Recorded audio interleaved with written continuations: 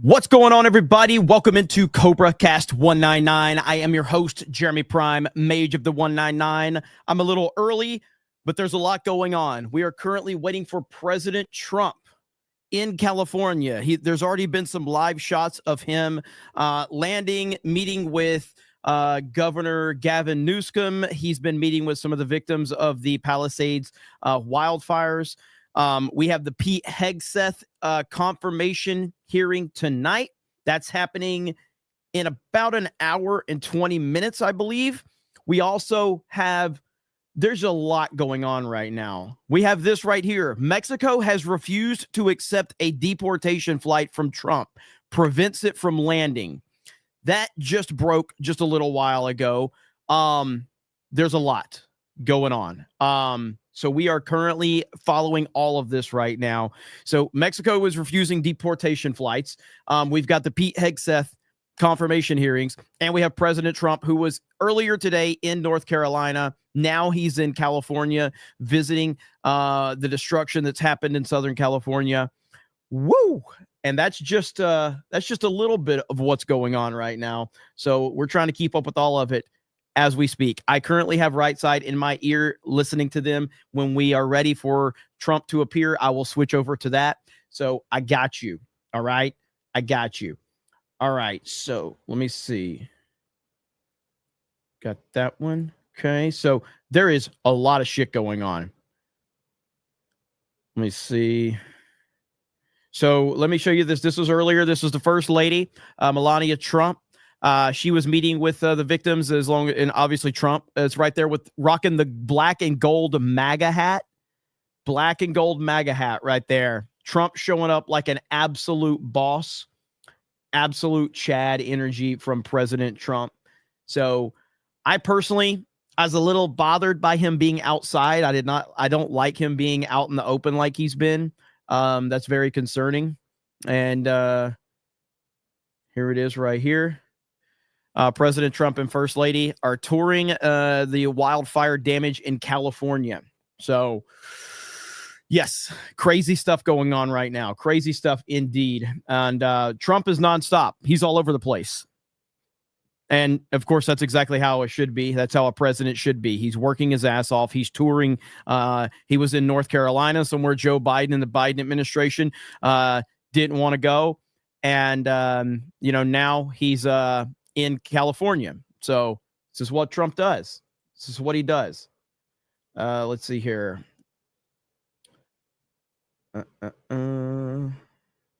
Yeah, a lot of these weirdos are crying right now on social media because they can't accept the fact that we have a real president now. All right, here's Right Side. Let's see what's going on. I just want to let you know, of course, if President Trump walks into this briefing room there, we will cut from that video and go to our live coverage. Let's go to that video right now on RSP. All right, so America begins right now. All right. So we'll wait and see what happens with that. Let's go back over to here. So if you're just tuning in, we have Pete Hegseth's confirmation hearing at 9 p.m. Eastern, which would be 8 p.m. Central. So you have that going on. We have reports that Mexico has refused to accept a deportation flight from Trump, prevents it from landing. Go ahead. F around and find out. Okay? F around and find out. That's going to piss Trump off big time. Trump is currently in Southern California right now, met with Gavin Newsom, and he's touring the damaged areas. Let's see here. Okay. Got that one. What is it with Gavin Newsom and this standing position? What is up with this? What is this guy? Like Jeremy says, nobody cares about Mountain Time. Yeah, no one cares. There's not a single human being alive that cares about Mountain Time. Even the people in Mountain Time don't care about Mountain Time. It's just, we just don't acknowledge it, Like, who cares, right? Just like Joe Biden, we never acknowledged him as president. Mountain Time is like the Joe Biden of time zones. You just don't acknowledge it. No one cares. Here we go. Here he is.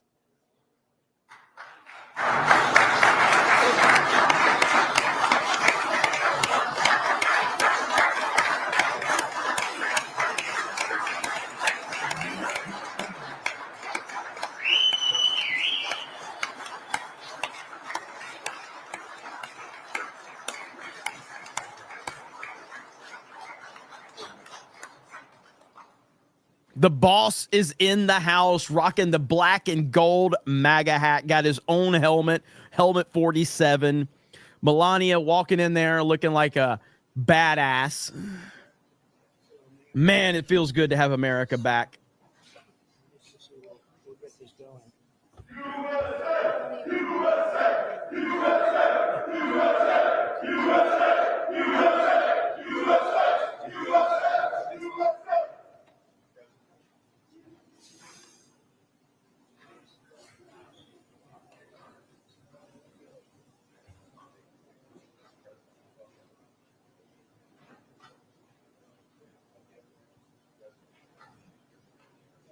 I mean, I would guarantee you at least half the people in this room probably hate President Trump. I mean, he is in California, for crying out loud. So probably half the people in this room probably hate him, which makes it even that much better.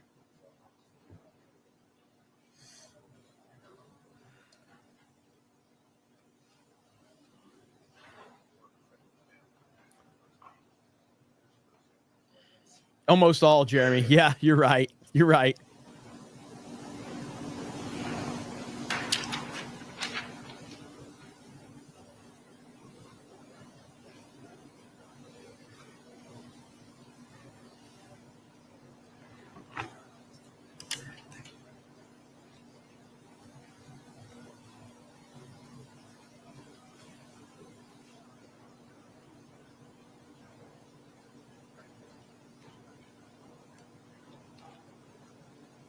The black and gold MAGA hat goes hard, man. The black and gold MAGA hat is badass.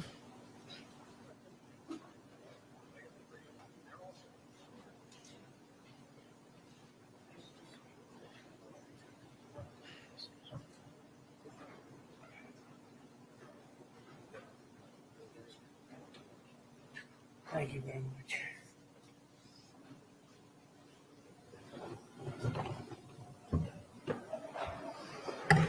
Well, thank you very much, everybody. This is an honor to be with you. Unfortunately, it's a very sad period, but what makes you feel good is I met so many of the homeowners, and every one of them, a lot of them, and every one of them said to me they want to rebuild. I said, will you go elsewhere? No, no, no, no. It wasn't even like a question. They love the area. They love the people. It's like a family. It's incredible, actually, when you see some things like that. We just left North Carolina, and we had just a similar type of disaster. It was water instead of fire, but boy, that water did damage like I've never seen before. And then you come here and you see this. But the people are so amazing, and your fire department was so beautiful. Every one of them is in perfect physical shape. I said, what do you guys do? They have very high standards, I could tell you. And we took pictures with all of them, but very nicely they gave us a little helmet. And I said, you wear this, huh? Is this real? And they said, yeah. I said, it's awfully heavy. You have to be very strong to wear that. But that's the original, right? So it's pretty good. But I just want to thank everybody. We're going to be with you. Your governor met us at the plane, and we had a good talk, very, very positive talk. We have to work together to get this really worked out. I don't think you can realize how rough it is, how devastating it is until you see it. I didn't realize. I mean, I saw a lot of bad things on television, but the extent of it, the size of it, we flew over it in a helicopter. We flew to a few of the areas, and it is devastation. It's incredible. It's really an incineration. Even some of the chimneys came down, okay? When you have the chimneys come down, you know that's pretty hot stuff, and a lot of them were down. That was a bad sign, too. But I just want to commiserate, and we're going to celebrate. We'll be back to celebrate one day soon, I hope soon. The federal government standing behind you, 100%. The First Lady and I are in California to express a great love for the people of California. I've had great support always in California. We did very well recently, as you know, relatively speaking, at least I can say. And it's been amazing. I have property in California, not too far away, actually, right up the road in Palos Verdes, a big property. And I've always loved it. I've always loved being here. But we have to grieve for the 28 Californians who have tragically perished. And sadly, you're going to be finding more. And that's going to be very sad because I know people are missing. And when you look at that kind of incineration, you know what's going to happen. You're going to find some more. But with all that we've gone through, I watched your firefighters, and they were really fighting at a big disadvantage. I got to know a lot of them just now, and they're incredible people. They were so happy. They were saying, congratulations, sir. You know, they're thinking about country maybe even before this location that they all love. But I'm pleased to be joined by many of the great California leaders, both Democrat and Republican. And it's an honor to meet some of you I didn't know, but I know every one of you by name. LA County Supervisor Catherine Barger. Thank you, Catherine, very much. Mayor Karen Bass. Thank you, Karen. It's nice to meet you. Representatives Jay Obernolte. Where's Jay? Jay, hi, Jay. It's been a tough period, Jay, right? Vince Fong, Kevin Kiley, Vince and Kevin, hi. Hi, Vince. A man I know very well. I know him too well, actually. And I say that actually with love because he's actually been a great congressman for a long time, and he's a great leader, and he loves the area as much as anybody, right, Daryl?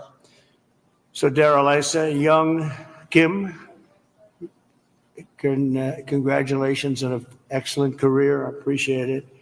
Another one I know pretty well is, to put it mildly, is Tom McClintock, and he's been with us for a long time. We have some interesting things going on in Washington, and it's an honor that you guys are here. Thank you, Daryl, very much, Tom. George Whitesides. Good, George. It's a great name, too, by the way. Brad Sherman. Oh, I know Brad well. I know Brad, but that's all right. We're on the same side of this one. I know that. We'll work together, Brad, very well. A lot of respect. And Presidential Envoy Rick Grinnell, who's done a fantastic job for me over the years. He was ambassador to Germany, and he was fantastic. So 2.5 weeks ago, over 100-mile-an-hour winds transformed the Palisades fire and other areas, too, into absolute infernos of death and destruction. And this is already the most expensive natural disaster, they say, in American history. That's pretty amazing. The numbers are going to be staggering. Most importantly, we have to get it built, and we have to hopefully find as few people as possible. We have already too many, 28 at least, they say. We're going to work very hard with the mayor, the governor, the supervisor, and everybody, and get the resources behind you. We have some amazing people, and we have some amazing fighters for things like this. I also had the concept of getting some of the best developers in the country. I've had so many calls from developers, and they want to come in. They don't want anything. They just want to come in and help, and they really know how to get things done and get things built. I would ask that the local officials, because we're going to essentially waive all federal permits. We're going to have you go very quickly because a federal permit can take 10 years. We're not going to do that. We don't want to take 10 days. I would.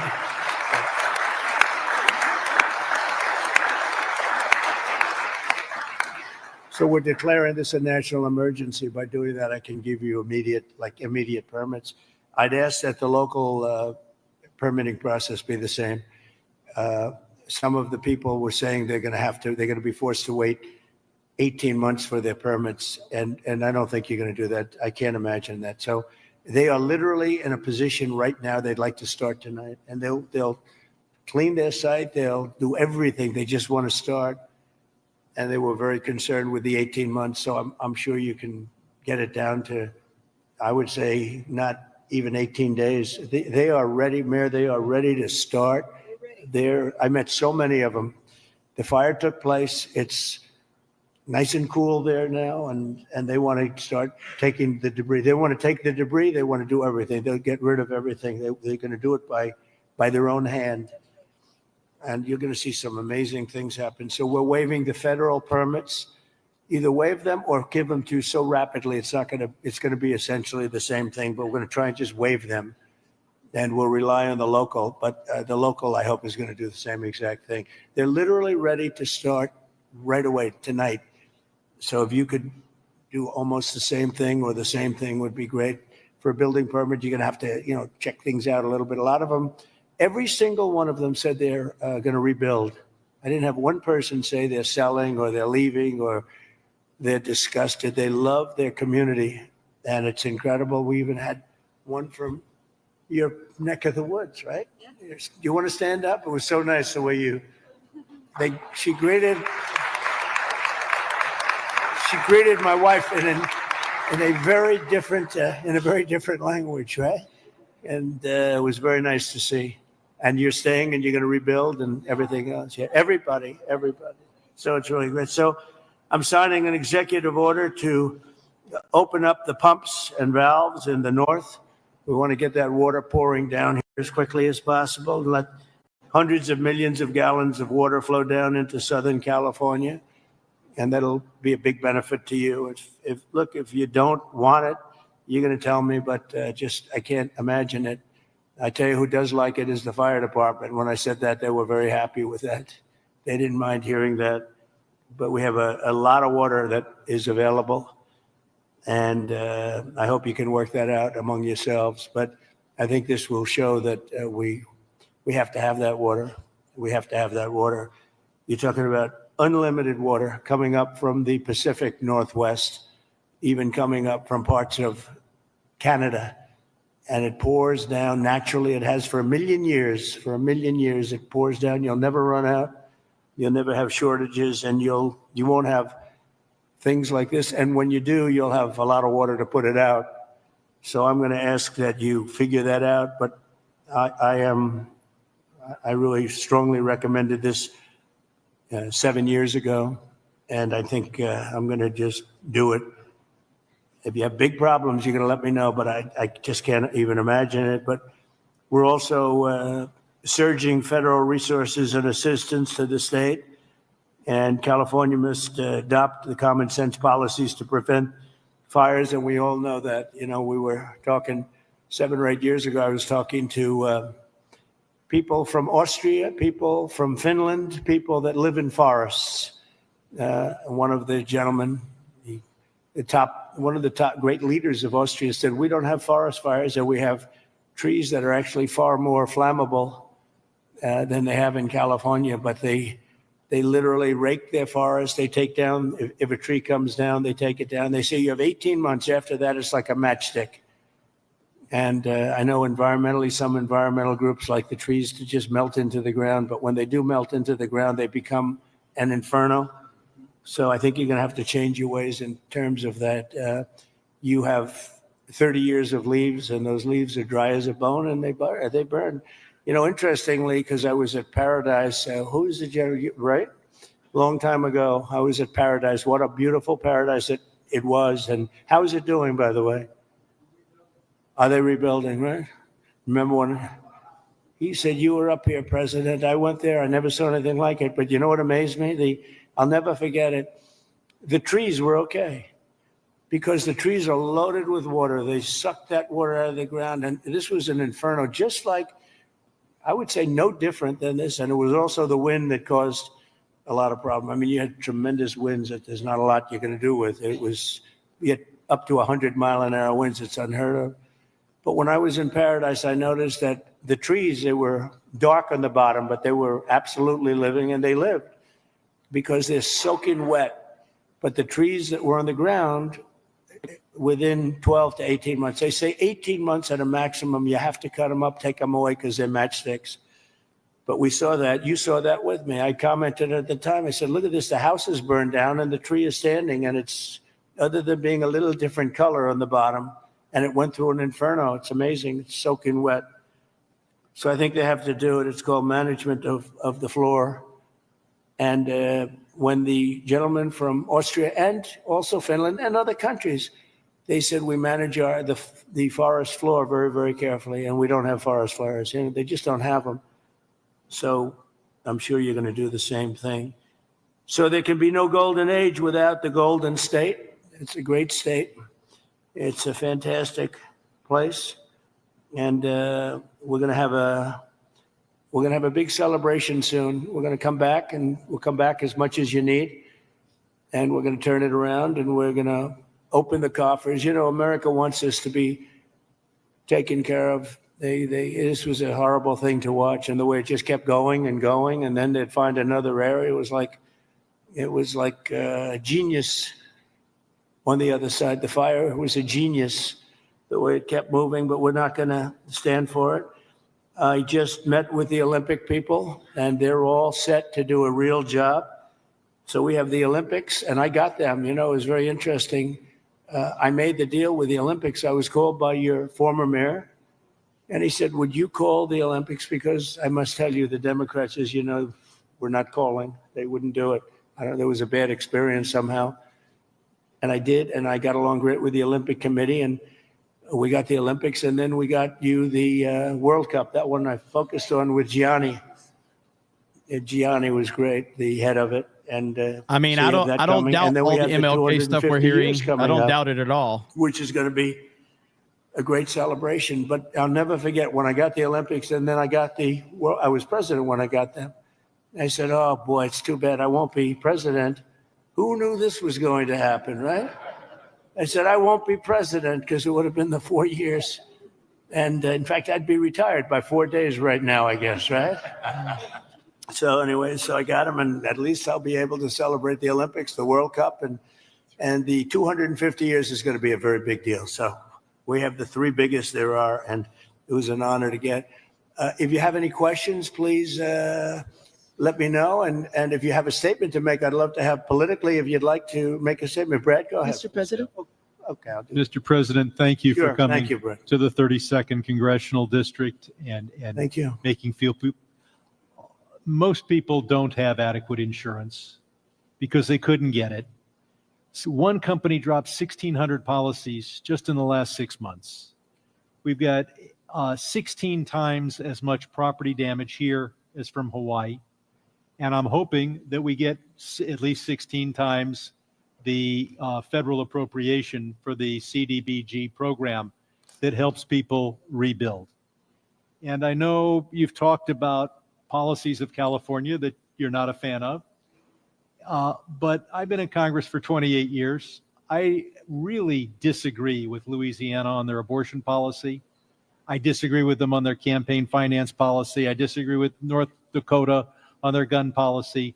And I would never turn to somebody from Louisiana and say, you keep living on your cousin's couch because we're not going to help you rebuild until Louisiana agrees with me on a woman's right to choose.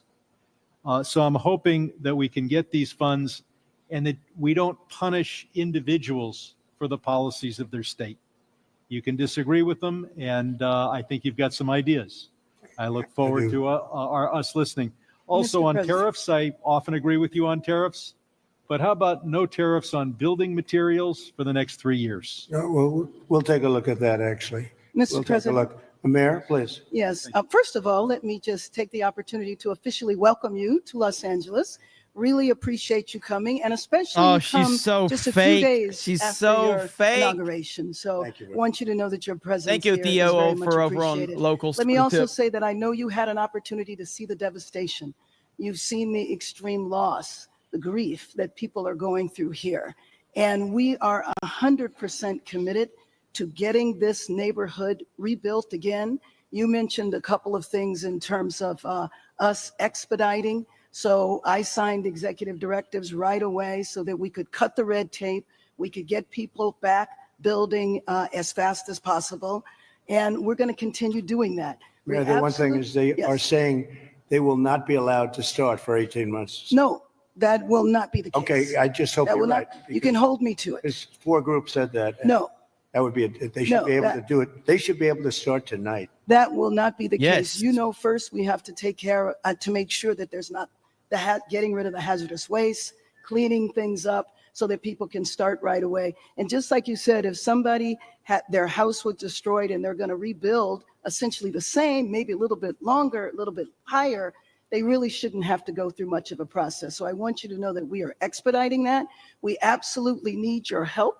We need the federal help. You're a You got it. builder. I told you, you will have no permit problem. There will be 0 delay. And as far as I'm concerned, you already have the permits. And But the resource. I am more worried because I met at least 8 groups of homeowners, and I'm much more worried about the fact that they said it's 18 months exactly, and they were devastated. They want to start now. They want to start removing things. They're not allowed to do it now. And you mentioned hazardous waste. Well, the hazardous waste. What's hazardous waste? I mean, you're going to have to define that. We're going to go through a whole series of questions on determining what's hazardous. Nope. I just think you have to allow the people to go on their site and start the process tonight. And we will. Okay, good. You can come Mr. back and check. very Mr. President, Yes. I'm Congressmember Judy Chu, and I represent the areas of Altadena and Pasadena. Yes. That's the Eaton fire. And there is a world of hurt there. I know that you've gone to the Palisades and you've seen the devastation, Right. but it's apocalyptic in Altadena. And thank goodness I have a partner with Supervisor Catherine Barger in working to help people get back to normal and to rebuild. But right now they have nothing. And there have been 9,500 structures burned. Most of the deaths have occurred in our area with the Eaton fire. And thousands of people are without homes.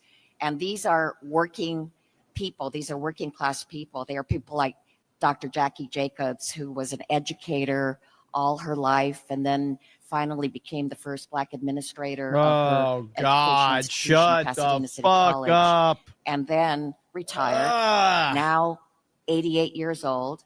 And then her home of 30 years burned in Altadena. Yeah. She has nothing. She left with only the clothes on her back. She has nothing. And so they need this help. And I just want to make sure that you remember the people. He's in literally Altadena there. and You Pasadena, dumb bitch. And that you Biden can come wasn't there. and see how terrible the devastation has been there so that they can get the help that they need. Just remember one thing, and I like the way you express yourself beautifully, actually, but I've only been here 3 days, and Thank I'll do you. a great job. But we had another president, Thank you. and this took place during the life of another president, not me. But I'm going to be the president that's going to help you fix it, because he would not have been able to help you fix it. Okay, so we'll take care of it. We'll take care of it, and we'll work closely. Yeah, we'll work closely, and I know your community was really devastated, incredibly. So we understand that. Thank you very much. Mr. President, I'm just going to follow up. Supervisor Yes, please, go ahead. Katzenberger, and I also represent Altadena. And what I tell people is, people of Altadena are the exact people you talked to when you were running. You've got individuals from every walk of life, and it is actually at one time was the only place African Americans could purchase homes. It was redlined. And so you've got a lot of generational wealth there. And one of the commitments I've made, Chat. and we've had meetings with some of your people in HUD that you've got there now, to work with them and work with your administration to see how we can help. And I've been pleasantly surprised. I know on HUD we've got some asks that we are going to be working with you on. But more importantly, I just Chat is really always the want to MVP. emphasize what Congresswoman Chu said, and that is that these are individuals who are feeling forgotten. And what I tell them is, and when we invited you out here, I told, when I went to the AME church, this president was talking to you when he was running. You understand the difficulty in making ends meet. You understand the high cost of living. And now their biggest fear is that that's going to impact their ability to rebuild. And I have made them this commitment because this is my last term, that for the next 4 years, you talk about 18 months, I've told our county staff that if you're going to get in the way, then get another job. Because we are an all hands on deck. And quite frankly, if the bureaucracy can't get out of the way, we'll just roll over it. And we've said that, and we've made it clear. The governor's waived CEQA. It is ma'am. Which I feel should be completely reformed, if not eliminated. And if it's being eliminated for this, How are they doing with CEQA? how are they doing? How with is it? What's been the attitude of the people running that whole situation? it adds sometimes years on to an application. Can't do it. Can't. No, and the governor's And waived- Coastal Commission also. he waived that. We're as going to have to override the Coastal Commission because Right. I've dealt with the Coastal Commission for a long time, and they are considered the most difficult in the entire country. And we cannot have them play their games and wait 10 years to give somebody a permit. In fact, I'm going to override the Coastal Commission. I'm not going to let them get away with their antics. Well, Okay? Thank you. Thank you, David. Mr. President, I just want to thank you for your leadership on California water policy. You made it a priority from day one. For those of us in the Central Valley and Northern California, we have catastrophic wildfires as well. California is a wildfire-prone area, so ensuring reliable, stable water supplies is critical. And so your leadership, your executive order, moving more water, maximizing flows throughout the state of California, building more water storage, more conveyance, coordinating the. It would have a great impact on, I know your area very well. It would have an unbelievable impact on your area. Absolutely. We just want to thank you for making it a priority.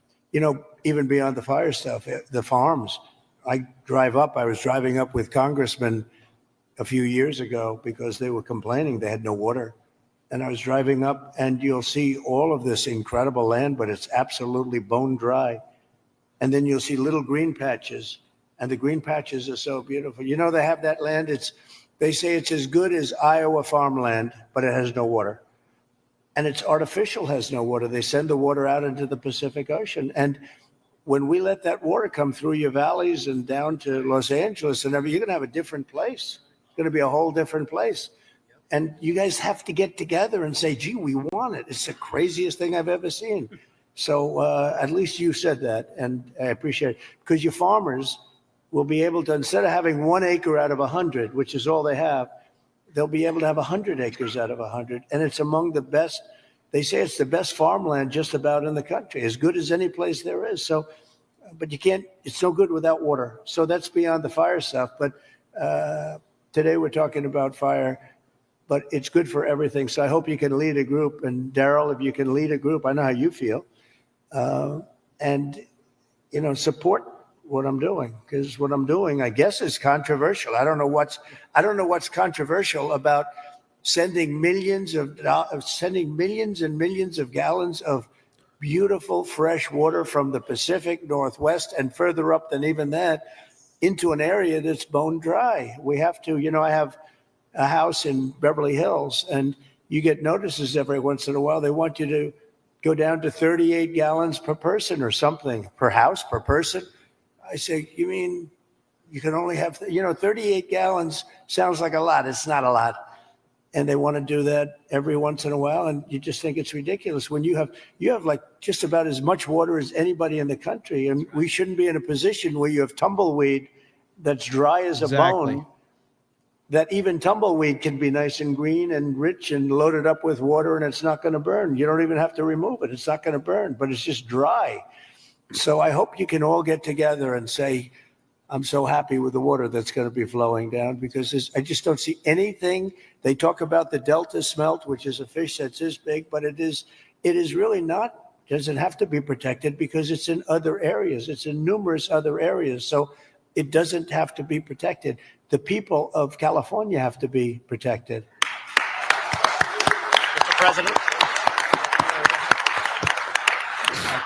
Mr. President, could I just speak for a moment? Kevin Kiley, California. Yes. First of all, you're absolutely right about the Coastal Commission. I've introduced legislation to rein them in. We've been talking with Rick about this. They're out of control. absolutely out of control. It's insane the things they've been getting away I with. think they thrive on it, actually, if you don't know the truth. It's so ridiculous. That's right. They even tried to stop SpaceX from launching rockets. It's just It's true.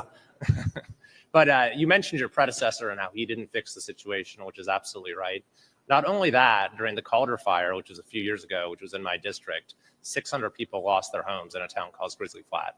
He came and he promised that he would help them out, but he broke that promise many times. He never delivered them the individual assistance they were asking for. So this has underscored for me the importance of helping the victims, making sure in this situation, in every fire, we get money to the victims, and we make sure that, that nothing stands in the way of that. But I just want to thank you for your focus on bringing sanity to California, water and fire policy. There's no place that needs a revolution in common sense quite like California. You have so much water. Use it and be Yes. happy about it. Yes. Mr. Be President. happy. Mr. President, my name is Joel Pollack, and I am a journalist with Breitbart News, but I happen to live in the Pacific Palisades, as do other colleagues. One colleague, John Kahn, wrote the song Fighter, which you played at your campaign rallies. He lost his house and the studio he wrote that song in. We were lucky because I was able to fight the fire on my fence. But when I got to my house, there was no water in the pipes. So I got inside and I picked up the flower vases because I give my wife flowers every week, and there was water there, and we started with that. Then I found my son's bucket of baseballs, and I dumped the baseballs on the ground, and I used the bucket. But there was still no water except for the water in the gutter coming from the burnt homes uphill. So I went to and fro to my gutter and my fence with my bucket. 2 guys showed up in a truck, 2 neighbors. We found 2 more buckets, bucket after bucket after bucket. Many of my neighbors, including some here, tried to fight the fires. They couldn't. We were lucky our house was saved. But we should not have to rely on buckets to put out a fire. That's right. You can't stop an 80-mile-per-hour wind or 100-mile-per-hour wind, but there were many things that went wrong here that are basic and small. We did not have traffic police to guide the evacuation, so there was gridlock on Sunset. They've removed the vehicles now, but there were dozens of vehicles that were abandoned by drivers who fled for their lives because there were no traffic cops available. The fire department wasn't pre-deployed, even though there was an extreme wind event coming. And many of my neighbors lost their fire insurance in the days before the blaze. So I asked my neighbors, what would they want to know if I could ask the president a question? And the number one thing was insurance. Can you work with the insurance companies to get people back to where they were before they lost the coverage because of California's regulations? And can you make California change its rules so that when we build again, we can get fire insurance and we don't have to worry? And there's one other point I want to make. I really appreciate my congressman advocating for money. We need the money from the federal government. But I also understand Americans who are tired of spending money on California and disasters happen, and the California government passes $50 million to oppose your policies. So they have $50 million for that, but not for moving people into rental homes or helping people relocate or rebuild. I would like to ask you to follow the 9/11 Commission precedent and appoint a special master to watch the money, to make sure that every federal dollar that gets spent here is spent on fire relief and rebuilding and not on everything else. Good idea. Maybe you idiots should get rid of Gavin Newsom if you have so many fucking You know, problems you with know, your he visited state. Think about ambassador that. to Germany. He was fantastic. Angela Merkel's happiest day ever in her history, and she had a long history, was the day I removed him from there and put him in charge of a very high level of intelligence and intelligent people, but they were not intelligent enough to fool him. But Rick Grinnell has been fantastic, and he lives here. And I don't know if you want to either think about it or recommend some people. I'm not or talking get about you in the together chat. and I'm talking recommend some about these people politicians as a in the group, fucking which is room fine. But Rick complaining. would be somebody that I Like, would you guys certainly consider. You guys could And call him Breitbart out is right now. fantastic, by the way. Put him on blast Congratulations right on now. that. And I was so impressed with the firefighters I met before. And they said that, I asked them how many of the pumps, how many of the hydrants were working. And it was large percentage of them were not working at all. They had no water. And the ones that did have water didn't have a lot of pressure. And one of the things that was missing, many of you have sprinklers over your living room and your bathroom and your kitchen. I mean, if those sprinklers worked with some pressure, you would have had a much different outcome. So we're going to work on that. I think in terms of that, Rick Grinnell would be good, or Rick, you'll head up a group of people that would recommend a few people to me, maybe a commission, set up a commission. I like it because we're talking about a lot of money. The other one is Kelly Loeffler is now the head of small business, and small business is big business. It's actually one of the biggest banks in the world. We call it the Small Business Administration, and she's a cabinet member, full cabinet member. She's fantastic. Her husband is the head of the New York Stock Exchange, so they know something about money and other exchanges, actually. Fantastic people. And she wants to come here almost immediately after she gets approved. She wants to come here and open up small business to the area because they have a lot of money. I always say the small business is actually a very big business when you add it all up. And she's going to come here, and it's a very important thing. I want to thank also the First Lady, because she wanted to come here. She wanted to be here. She has so many friends. And she also wanted to see North Carolina because that was another disaster that was so bad, so different, but so bad. And she just wanted to go there. We said, we're going to stop at one and then we're going to the other. In many respects, it was a depressing day, but in many respects, it was a beautiful day because the spirit is so incredible. North Carolina and here. Very, very similar situation, different, so different and yet so similar, actually. And so I just thought it was very nice. You wanted to be here, and we appreciate that.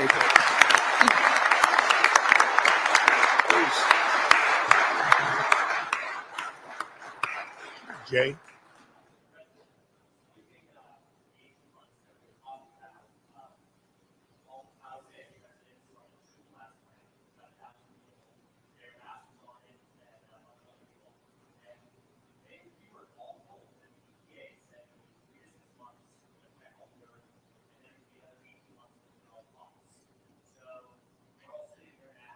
Is that local? You got to. I don't want to be the only one to give you permits like in one day, and then I find out that the cities, the towns, and the state is not going to give you permits and the problem with permits, it only takes one. Yeah. You might need 7 different permits. You shouldn't have any at this point. You should just let them build. And you're only as good as the weakest one. So if you have one that's going to hold you up, but the others are going to give it to you in 24 hours, it's not going to help you very much. So they have to work on that.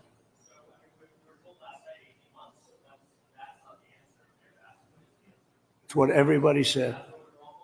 Well, and let me just tell you that we are going to do everything we can, slashing regulations, Here we go. expediting everything so that people can begin the process right away. Why haven't you already done that? Recovery Center. Why haven't you already done it in Westwood? What are you waiting on? Building and safety there. People are already contacting the local agencies. We're bringing our city departments together so that people don't get caught in the loop of going from one room to the next. We want them all to be in the same room so that you can get busy rebuilding ASAP. God. Absolutely. Yes. Yes. And we will clear the lots. Absolutely. In the city and in the county. We are working together. Both levels of government are working in unity.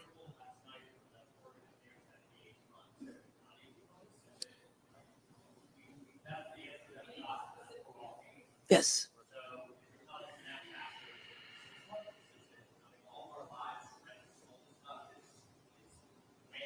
Six months Exactly. is no good. And the number one thing that we are going to do immediately, and you will see this happen, is to clear out the debris.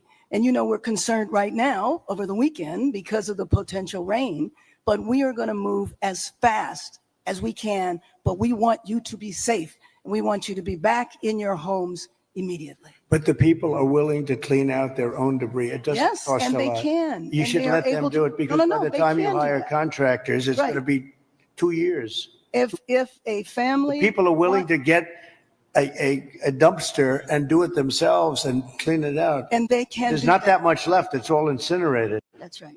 And, you know, it's just going to take a long time if you do. You can do some of it, but a lot of these people, I know that guy right there that's talking. I know my people. You'll be on that thing tonight, throwing the stuff away, and your site it'll look perfect within 24 hours. And that's what he wants to do. That's it. He doesn't Let want to the wait people around for do it. 7 months till the city hires some demolition contract If that's going to individuals charge him want to build- $25,000 to do Trump. his lot. Get him, Trump. I think you have emergency powers just like I do, and I'm exercising Let's go. my emergency powers. You have to exercise them also. I did exercise them. Because I looked, signed I an mean, you have a emergency very powerful declaration. emergency power, and you Yes. can do everything within 24 hours. Yes. And if individuals want to clear out their property, they can. This is great. Well, yes, but you know that you will be able to go back soon.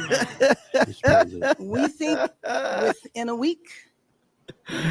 Oh, love That's it. a long time a week. I'll be honest. To me, everyone's standing in front of their house. They want to go to work, and they're not allowed to do This it. And is the most fucking important thing is for beautiful. people to be safe. This is beautiful. They're safe. They're safe. You know what? They're not safe. They're not safe now. They're going to be much safer. A week is actually a long time, the way I look at it. I watched hundreds of people standing in front of their lots, and they're not allowed to go in. It's all burned. It's gone. It's done. Nothing's going to happen to it. It's not going to burn anymore. There's nothing to burn. There's almost nothing to burn.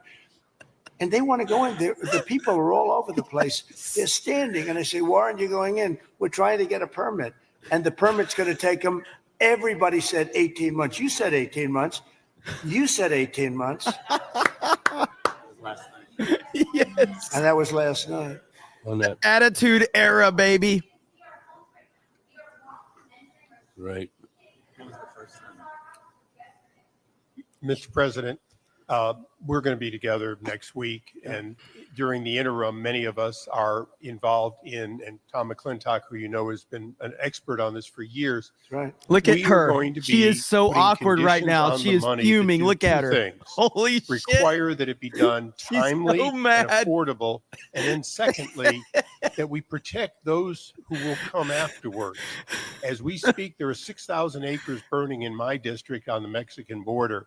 There will be more fires until we include in any disaster relief items which will prevent it or at least mitigate it from happening again. So you're going to see us proposing both of those. The hooks- Like water.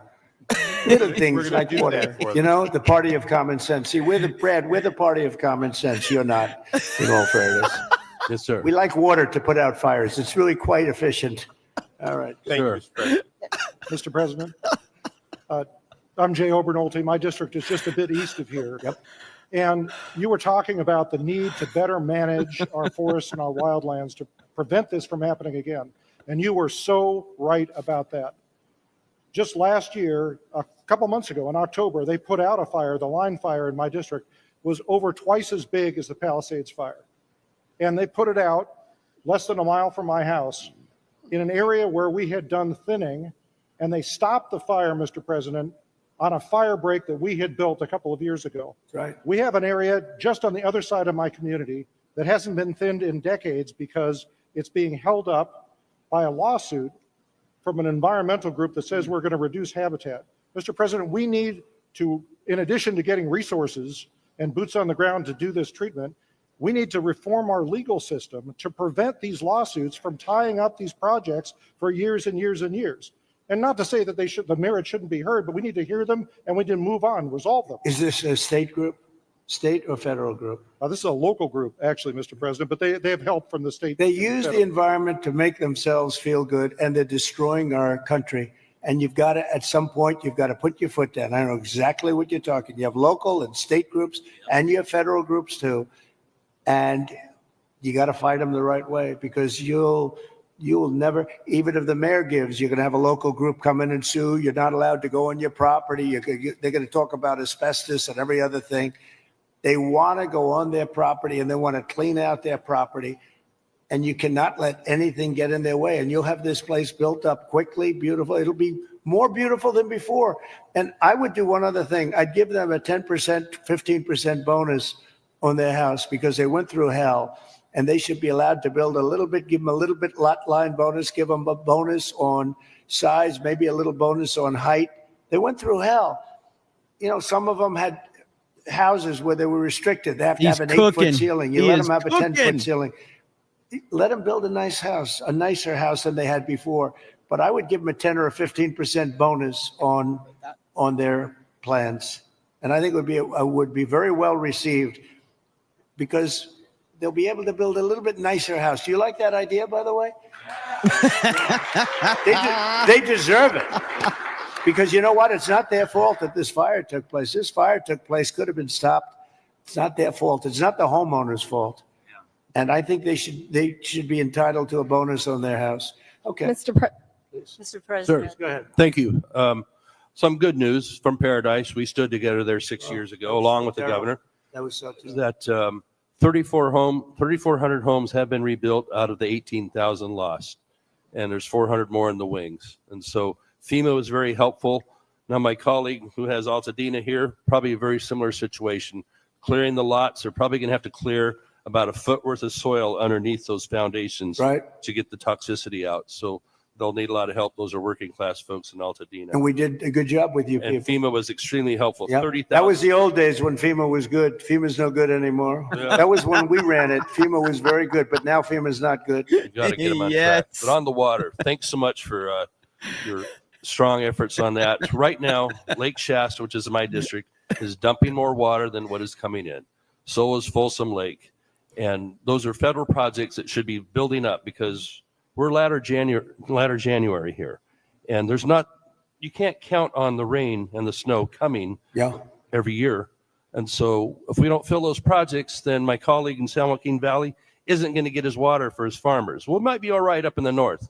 They aren't going to get it. And then the water needs to go through aqueduct for Southern Cal to refill maybe the Santa Ynez Reservoir that was empty during this. You know, you don't even need reservoirs. With the water coming down, you don't need the reservoir. You have so much water, you don't need it. You only have reservoirs because you're trying to hold water. But you have natural water coming down along the coast. It's for 1 million years it's been coming. You know that, right? Yeah. In addition to that, you have a lot of half pipe. In other words, you have the half pipe that's built, and it hasn't been used. You see, it's bone dry. No water's been in that half pipe for years and years. It was closed up years ago. Had the reservoir. It's already there. Yeah. Had the reservoir above Santa Palisades been full, Exactly. they wouldn't have run out of water in a few hours. It would have gone for at least a few days with 40 acre feet out of 600,000. That reservoir's been empty for a long time. Yep. It shouldn't have been empty. Okay. Any other questions? Yeah, please. Mr. President, my name is Tracy Park. I represent the people of the Pacific Palisades on the LA City Council. I wanted to thank you for your loyal support to our military, our police officers, Yes, and that's Melania. especially our firefighters.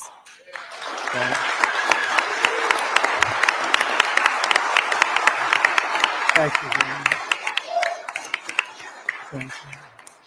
My top priority going forward is to get these men and women home as soon as possible and open up the pathway to begin their rebuilding process. It was the Army Corps of Engineers who announced last night that it would be 18 months. I am fully committed to doing my part on the ground with our state agencies and our city and our county partners to speed this up. Good. I just ask for your ongoing partnership with FEMA and the EPA and our other federal agencies to make sure that we have a commitment across all layers of government to get these people back home. Thank you, sir. I do. Thank you very much. It's well said. I do have to say FEMA is a big disappointment. We had it working well. We had great people, but FEMA is not good anymore. What FEMA did in North Carolina, you know, they still haven't even gone to certain areas. They don't know what they're doing. And I say, you don't need FEMA. You need a good state government.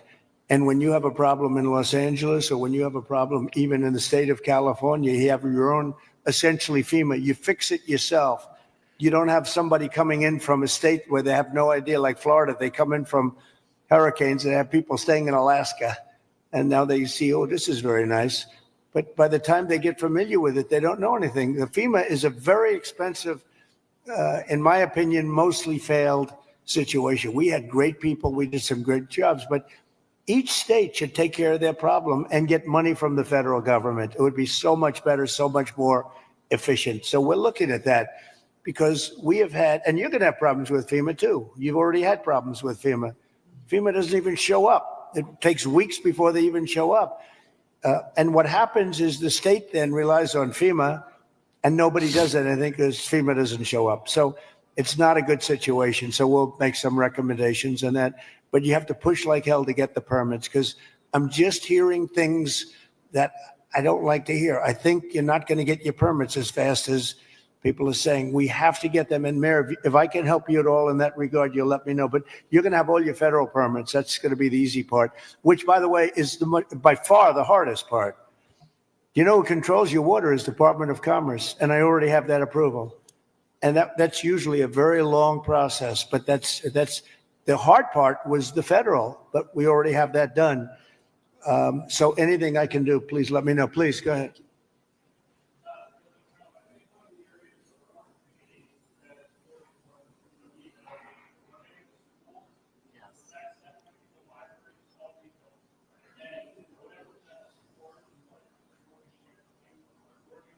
You lost all your schools. You lost your 4 schools?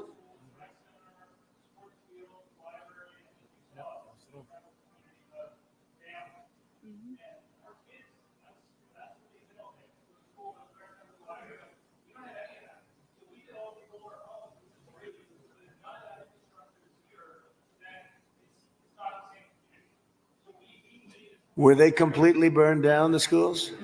Wow. All of them? All of them?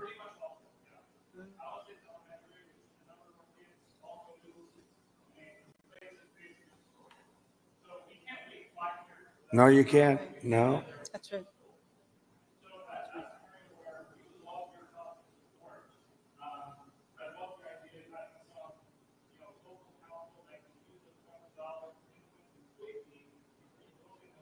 Well, I'm going to ask Rick to set, I think right from this table, you might put a couple of the fire guys back there on that I just met, okay? Stormbringer! They're really good, but get a group and figure out how we can do the processing faster. Mr. Good. President, if I can just defend FEMA a little bit. Yeah. Oh boy. They brought thousands of people in. This isn't I going to don't know go how well. they're doing in other states. They're doing a This good isn't job gonna go for us well. here. They've got a huge center that's open from 9 in the morning till 8 at night. But also, when you have a disaster this size, you need to be able to deploy thousands of people, which they've been able to do. Now, California, if we did it on our own, maybe we'd have thousands of people. You do. But if Rhode Island has a Palisades disaster, You do. are they then supposed to keep? How many thousands? people do you have in California? 36? How many Close- million? close to How many 40 million people do you have? But You have 40 million people. You're not going to get a few thousand people. The problem with FEMA is they come from all over the country. They end up in arguments with your people from California because they want to do it a totally different way. And they're getting. I can live either way, but you haven't gotten very much done with FEMA and all you have to do is look at North Carolina. It's one of the great disasters of all time. And Mr. President, you can't have Rhode Island maintain a staff of thousands and thousands of people waiting to see if they have a disaster. You know who came in and fixed North Carolina or the process? Other states, people from all over the country came. And you have the same thing. You have a lot of people from all over the country. Getting the people is not a problem. Getting the organization's a big problem. FEMA's incompetently run, and it costs about 3 times more than it should cost. I'm hoping we that can you spend get a money better on run. schools instead of giving money to bureaucracy. It takes you so much longer. Yeah. What the Mr. fuck President, up? It takes you so much longer. for helping our people. FEMA has a standard, Brad, and I'm a builder. I was a very good builder.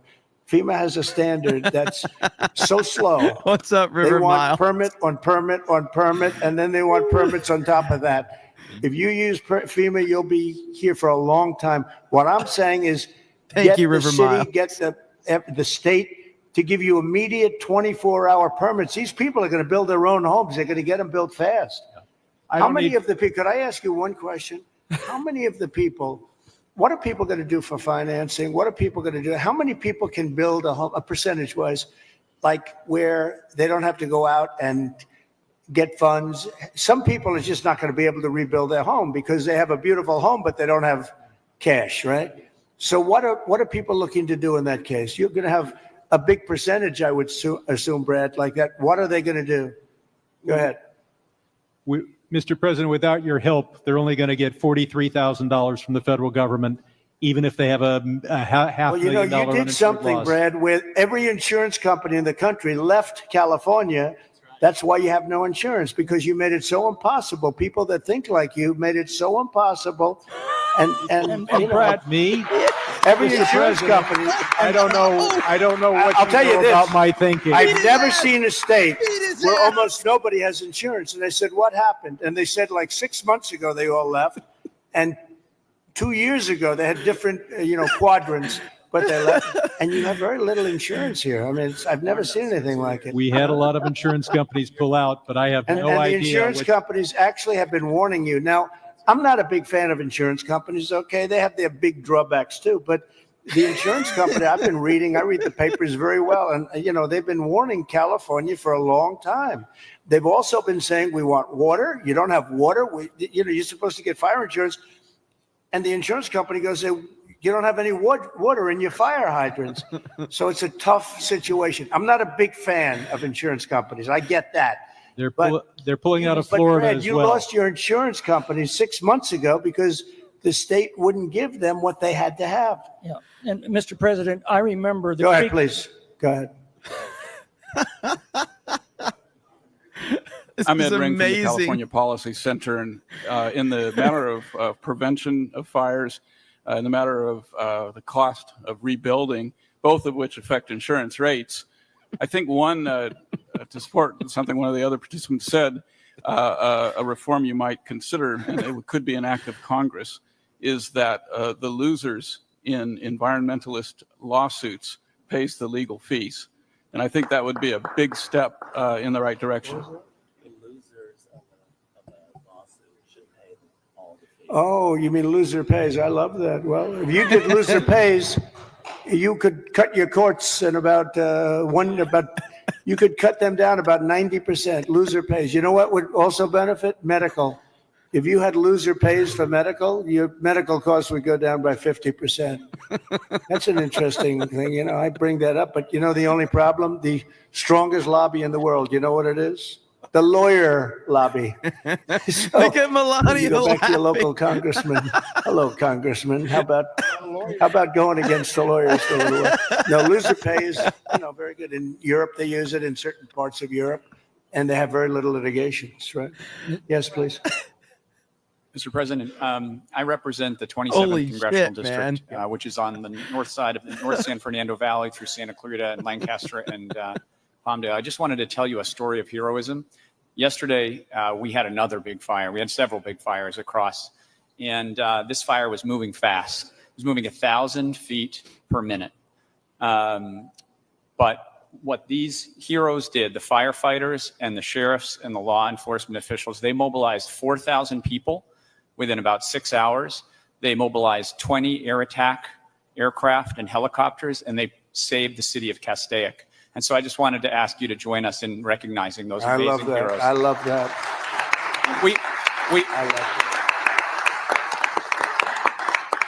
I think the thing that we all, and I'm very encouraged by your words, we're all here to help the folks here. Yep, right? That's right. And your words about building quickly, building well, but building quickly is what I think we are all here to do.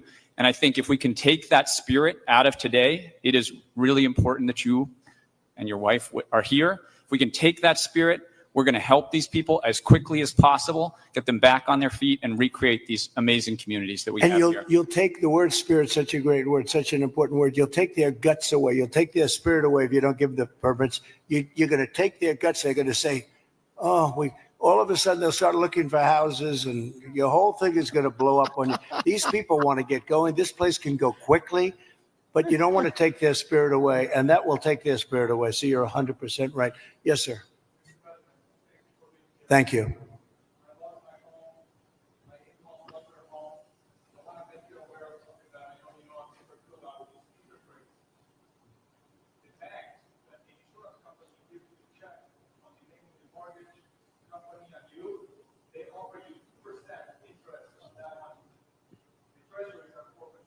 Right.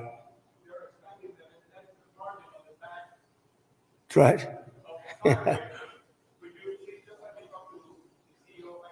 Oh, you noticed that. Oh, look at this guy. He studies that. No, Bank of America, they're not nice. Sounds very nice. The Bank of America, they're not nice.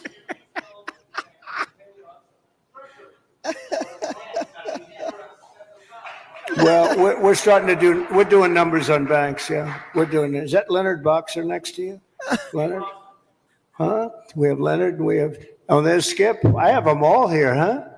Look at Skip. I haven't seen you in a long time. He used to be a very good golfer. You still a good golfer? Huh? And he's a good guy, too. Hi, Skip. You got them all, huh? Got Leonard, Skip. Thank you. Go ahead, please. Mr. President, I just wanted to say Paradise is coming back because of the help that you gave us. Yeah. And we really want to thank you for that. And that's why we're here also, is because we want to help our We did a good job with Paradise, didn't we? What a fire that was. It was a terrible We've fire. had many people were found, and only the certain type of German Shepherd could even find it, right? You could not tell. The dog would go right up. There's the body. And the incineration was so horrible. So horrible. And when we see the same devastation. So Paradise is going good, right? It's going good. We're coming back. Yeah, And it's because good. of the help, and we want to help our brothers and sisters here in LA to come back too. And I know that's what you're going to do. And so we really appreciate that. But from Paradise to the Palisades, the problem is fuel. It's the fuel, the vegetation, the dry grasses, the chaparral. There's a tremendous amount of it, and You got to remove it. You got to remove it, and you got to remove it, and you got to do the other things that we've said 10 times. I mean, Right. you got to remove it. You just can't have it. I see it even now. I saw the fire. We flew over it, and you got a lot of dry stuff. It's bone dry. And the environmental. And I predicted this 7 years ago. I said, do it, get it done. And everybody laughed. They thought it was, I said, forest management. They thought it was such a funny term. Ha ha ha, that's so funny. Now it's not funny anymore. We were right. It's number one cause of these fires. Number one cause. You wouldn't have any fires. Right. And if we just remove those environmental regulations, NEPA, CEQA at the state level, they get in the way of us doing those projects. It's all a con job. You know that, right? It's all Berry all a big Creek, con the job. town of Berry Creek in my district. Yeah. CEQA stopped them from doing a fuel reduction project. They said 18 months. That's where 18 months comes from, because at least 18 months on a CEQA review. That community is no longer here today because of the North Complex fire. We didn't build that project. We need to make sure that never happens again. We have to stop those things from happening so we don't have. Well, it will happen here Palisades. unless you're very strong as a group of people and demand that you have the right to go onto your property and start the process immediately, like tomorrow. How many people did I see on your street where they're standing in front of their lot? The house there's really not much demolition. It's incinerated, right? So it's not like a lot of stuff. It's not like you have 3 stories worth of concrete. It's all incinerated. And all of the people were standing there and they weren't allowed to even go onto their lot. You got to let them do. If you can do that, you're going to see this thing go like wildfire. And if you don't, you're going to have those lots for years because people are going to leave. They're going to, as much as you love your location and your place, and you're in the real estate business, as much as you love your location and your site, your housing sites, they're going to leave. They're going to leave. They're going to find other things. They're not going to put up with it. They have spirit now, but in a year from now, they won't have spirit if you don't let them go. So just harness it. Well, I think, look, I'm going to give you everything you want. I'm going to give you more than any president would have ever given you. If most presidents wouldn't be here, number one. They That's certainly right. wouldn't be here after 3 days. That's right. They would not be here. I can tell you that. And we're going to override all of permitting. The only thing you have to do is get your state people, which should be very easy because that's literally so easy to do. And I know the mayor, and I know she's working very hard, but she's got very powerful emergency. It's called an emergency petition, and you can petition very quickly. And I just hope you can give them, because it's very rare that the federal government would be ahead of the state government, because the federal permits are much tougher. But you essentially already have your permits. You can just go and go wild. Brad, as soon as you can get those permits, whatever you can do, if you can put that genius of yours to work on getting a permit, you'll be doing much better than some of the other things you've said. Okay. God, But we do dang. appreciate you. Holy So, shit. Mayor, could I just leave you with that? It's a big permitting deal. We're going to be back, and I'm going to put Rick in charge of just representing me for a period of time until we figure out exactly who we want to do it, whether we want a commission or an individual. You know, if you have a good individual, if you have a really good individual, and they are rare, but if you have a really good individual, it's always better than a commission. Because the commission gets bogged down a little bit there, all right? So it's if you had the right individual, and I know we do. We have a lot of great individuals in this community, but it's an honor to be with you. It was an honor to be with your firemen before and your policemen. We met some great people, and these are people that are leaders, and they're just fantastic. It's a fantastic group of people, and they were very brave. I want to tell you, your fire people are so well thought of. You had big fires, and it was hard to put them out, but boy, were they brave. They were really fighting against a tough thing, and everybody in the country knows it. Everybody in the country knows it. And it was an honor to be with you. So I'll be back, and we'll work very hard, and I hope you guys can start doing your cleanup starting like tomorrow at around 12 o'clock, okay? Thank you all very much. Thank you very much. Thank you. Wow. Wow. Ladies and gentlemen, we have 4 years left of this. That was absolutely incredible. That was must-see TV.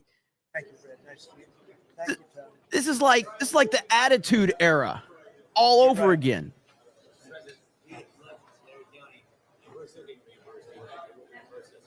Good. It'll work out. It's gonna work out. Congratulations. Thank you. The Pete Hegseth confirmation hearing has just started. We're going to be covering that here momentarily.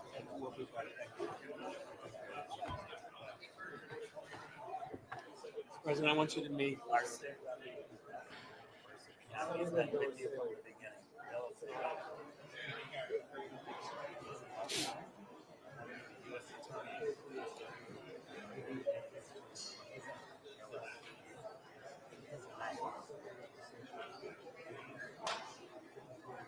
That was incredible.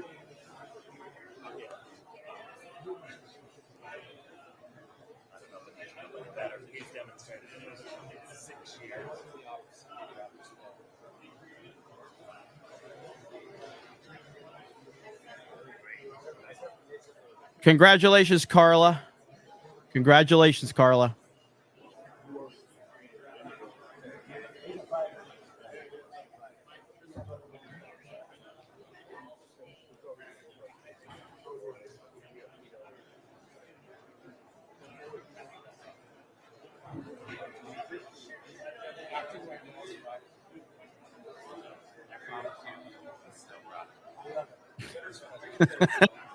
Grant potato.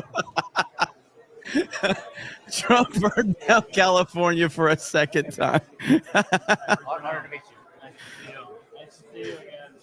He's a steamroller, man. He's just a steamroller.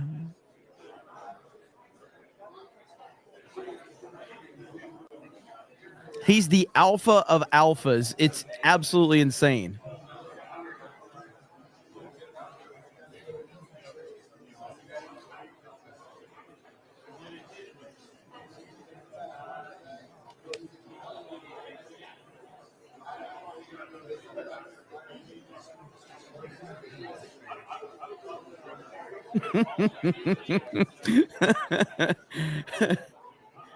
Oh man, that was so good. Now, Anna Paulina Luna, who I'm a big fan of her personality. Anna Paulina Luna announces new legislation to place President Trump on Mount Rushmore. That's just a little while ago.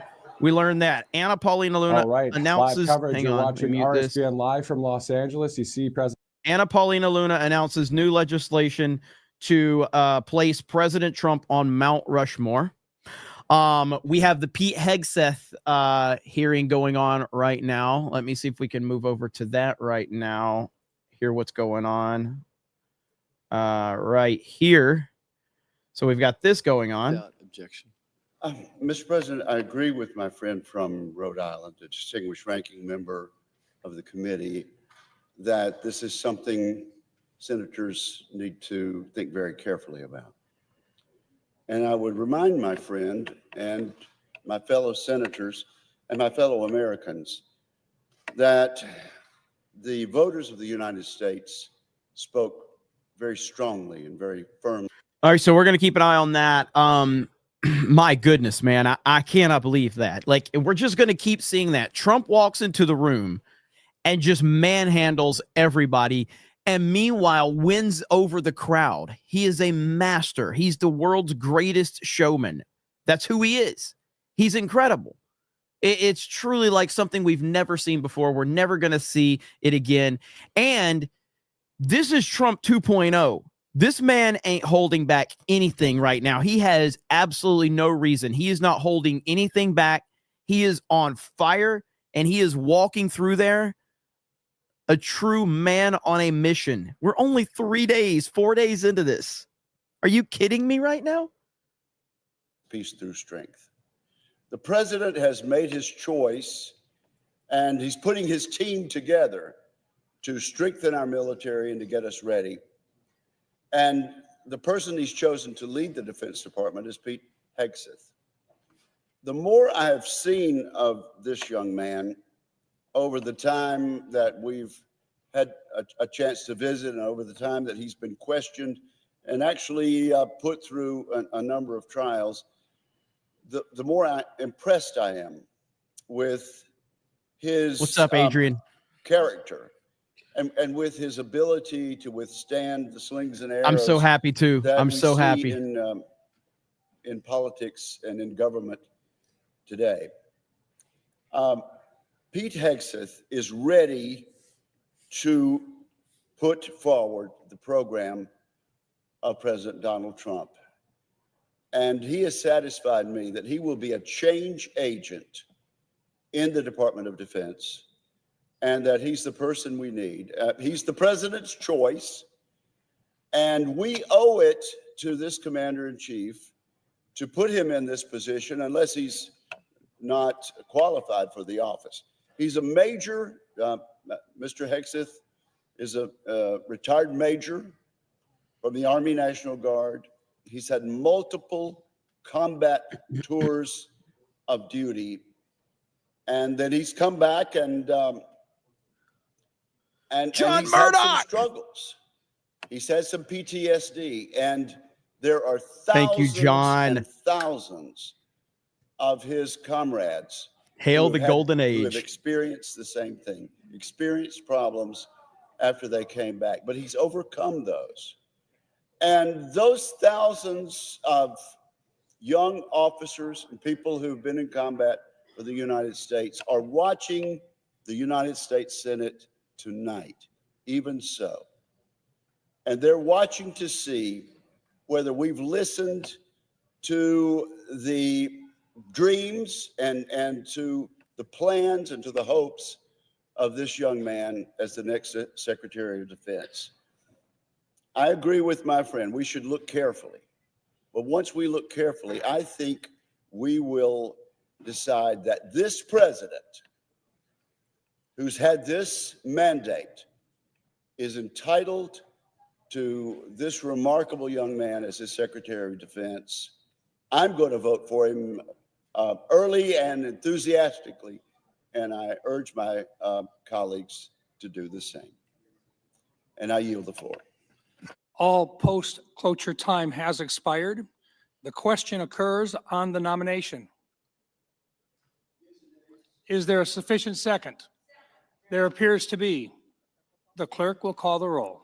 Ms. Also Brooks, Ms. Baldwin, I agree, Dan. I agree.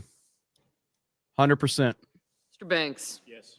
They would be done with Trump. Instead, they get 4 years of Trump 2.0. It's their own fault. Mr. Barrasso. Mr. Bennett. Mrs. Blackburn.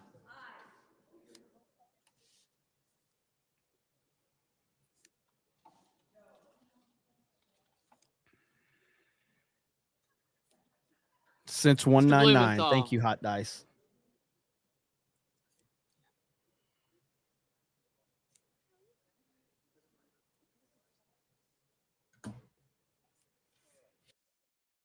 Ms. Blunt Rochester. Mr. Booker. Mr. Bozeman. Mrs. Britt. Mr. Budd. I heard that, Leo. I agree. I agree completely. Ms. Cantwell. Mrs. Capito. Mr. Cassidy.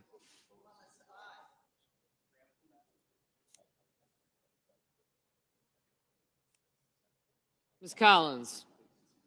Mr. Coons. I got him. By the way, I did get Cornyn. that one. You guys, that one chick, Cortez Masto. that one chick that was talking. You guys in the chat were making me laugh. I actually have some video of that chick right here. Again, I can't confirm or deny if this is real, but that one chick that was that blonde-haired chick that was talking to President Trump. I can't confirm or deny. So you tell me. You need to settle down and mind your business, okay? Ma'am, once again, ma'am. I said both of you. No, you said sir. Once again, it's ma'am. I actually said both of you guys. It was a general. Right beforehand, you fucking said sir. Sir? Okay. Motherfucker, take it outside. If you want to call me sir again, I will show you a fucking sir. I apologize. Motherfucker. I apologize now.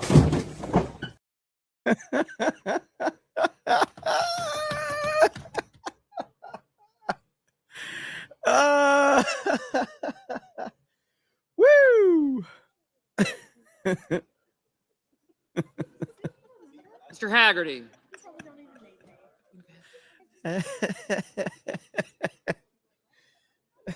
Ms. Hassan. Mr. Hawley. Mr. Heinrich. Mr. Hickenlooper. Ms. Hirono. Mr. Hoven. Mr. Husted. Mrs. Hyde-Smith. Mr. Johnson. Mr. Justice. Mr. Kane. Mr. Kelly. Mr. Kennedy.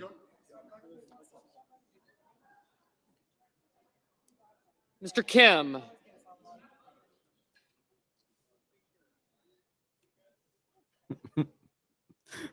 It's going so viral. King. All this stuff about Trump is going viral now. It's Klobuchar. absolutely insane. Mr. Langford. Mr. Lee. Mr. Lujan. Ms. Lummis. Mr. Markey. Mr. Marshall. Mr. McConnell. Mr. McCormick. Mr. Merkley. Mr. Moody. Mrs. Moody. Mr. Moran. Mr. Moreno.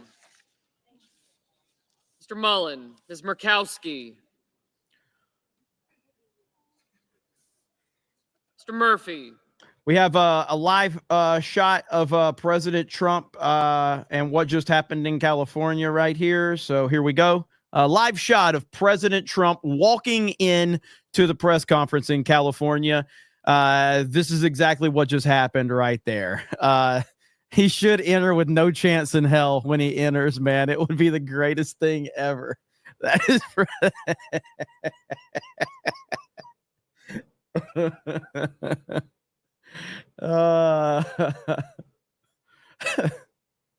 Schiff.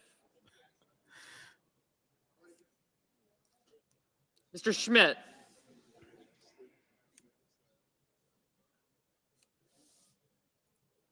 Mr. Schumer. No Mr. Scott of Florida. Let's see. Theo over on local says Mexico blocking simple solution. Drop the violent ones into the Gulf of America near the Yucatan. No parachute. That would be a good response right there. Graptar's Hammer says it's Trump with the steel chair. And then also, honestly, it was tough to watch at first, awkward as Trump was roasting them live. But like a hot tub, you get used to it and eventually enjoying it. I was enjoying it from the start because I knew exactly what was going to happen the moment that he sat down with Bass. Mr. Tillis. And then the moment that guy tried to defend FEMA, I was like, oh, Van Hollen. bro, you're done. You're done. Mr. Warner. Mr. Warnock. Doc Hollywood. I agree. I think we Warren. all agree. Mr. Welch. Mr. Whitehouse. Mr. Wicker. Mr. Wyden. That's right. 100%. Young.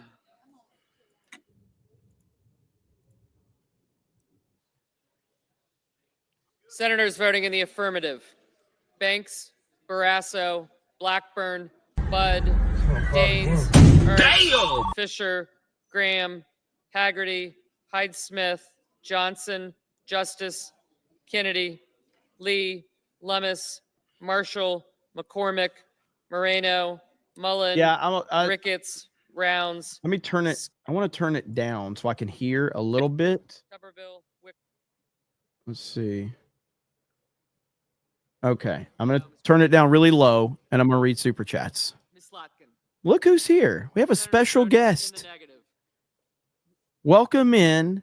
It's someone you guys will agree with. Who could it be? It's Drunk Rubio. Did we win tonight? Did we get it? The process is in place right now. It's looking good, but it just depends on if we got a few rogue idiots that want to vote no. But right now the numbers look like they're in favor for Hegseth. But did you see Trump's presser he just did? No, I need to go back and watch it. Jay, he ripped California. He walked in there, flopped it on the table, and just told everybody to look at it and be jealous of it. That's what he did. It was insane. I couldn't believe it. I love it. He was just smacking them around in real time. It was incredible. And then there were residents of California in there that they were cheering for him like it was a wrestling match. It was the greatest thing ever, dude. It was amazing. I love it. He just flops it on the tables like, look at it. None of you can compete. What are we like, day 4? It's amazing. Yeah. It's insane. It really is. Every day has been like amazing. So how you doing, brother? I'm good, man. I'm good. So I was playing a little Sea of Thieves, so I kind of missed it, but I saw that you were live, and I was like, oh yeah, the votes tonight. That's right. I was wondering if you got the votes. Yeah, they're going through. And I want to know now. the names of the rhinos that didn't vote for him. So like that's what we need. Yep. It's also Brooks. No. Well, we've got here. As a matter of fact, I got a tweet I can pull up so I can talk about it. Like, so right now, it could theoretically come down to a tie, and then the vice president will. JD Vance is a tiebreaker if that is what happens. So let me see if I can find it. Mrs. Capito, aye. Then you got Anna Paulina Luna is passing legislation to have President Trump put on Mount Rushmore. I heard.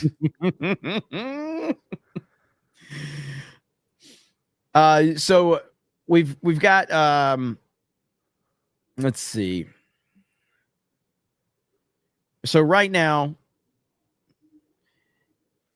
if Mitch McConnell and Tom Tillis, those are the two that we have to watch out for. If those two say no, it's over. If one just says no, JD Vance will break the tie. Murkowski and Collins both say no. So it really comes down to McConnell and Tillis. This was what someone said earlier anyway. Is that Bernie? Look at old Bernie. Sanders. Look at old Bernie. No. Mr. Risch, aye.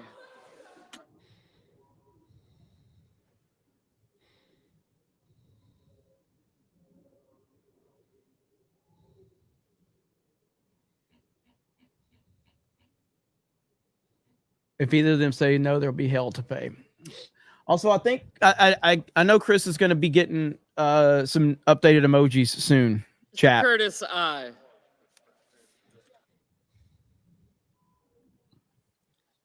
Mr. Sheehy.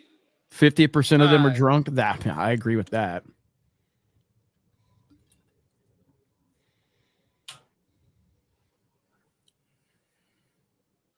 Mr. Kramer. Aye.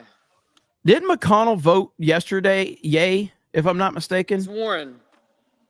No. I don't know. Fetterman, think- he might be voting yes. Ms. Hirono. No. He did yesterday vote. Okay. Yes. Not talking about McConnell. I wish we had the counter up on the screen right now. They usually have one. Yeah. Is there another channel that has the counter? They usually up? have the Let's see. names too. Yeah.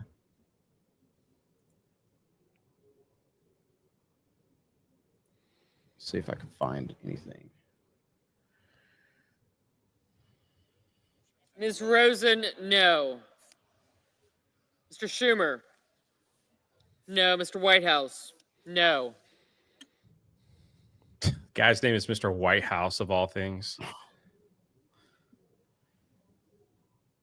Fox News has it. Let's see. Fox News.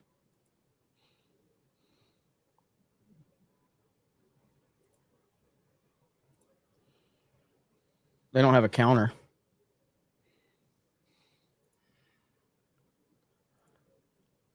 C-SPAN.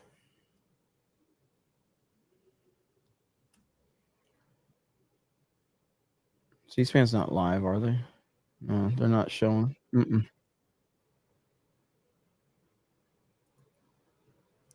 Let's see. Hegseth.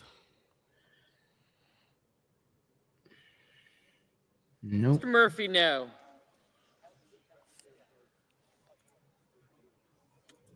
Look at Pocahontas talking to Bernie Sanders, probably about what Metamucil they're using.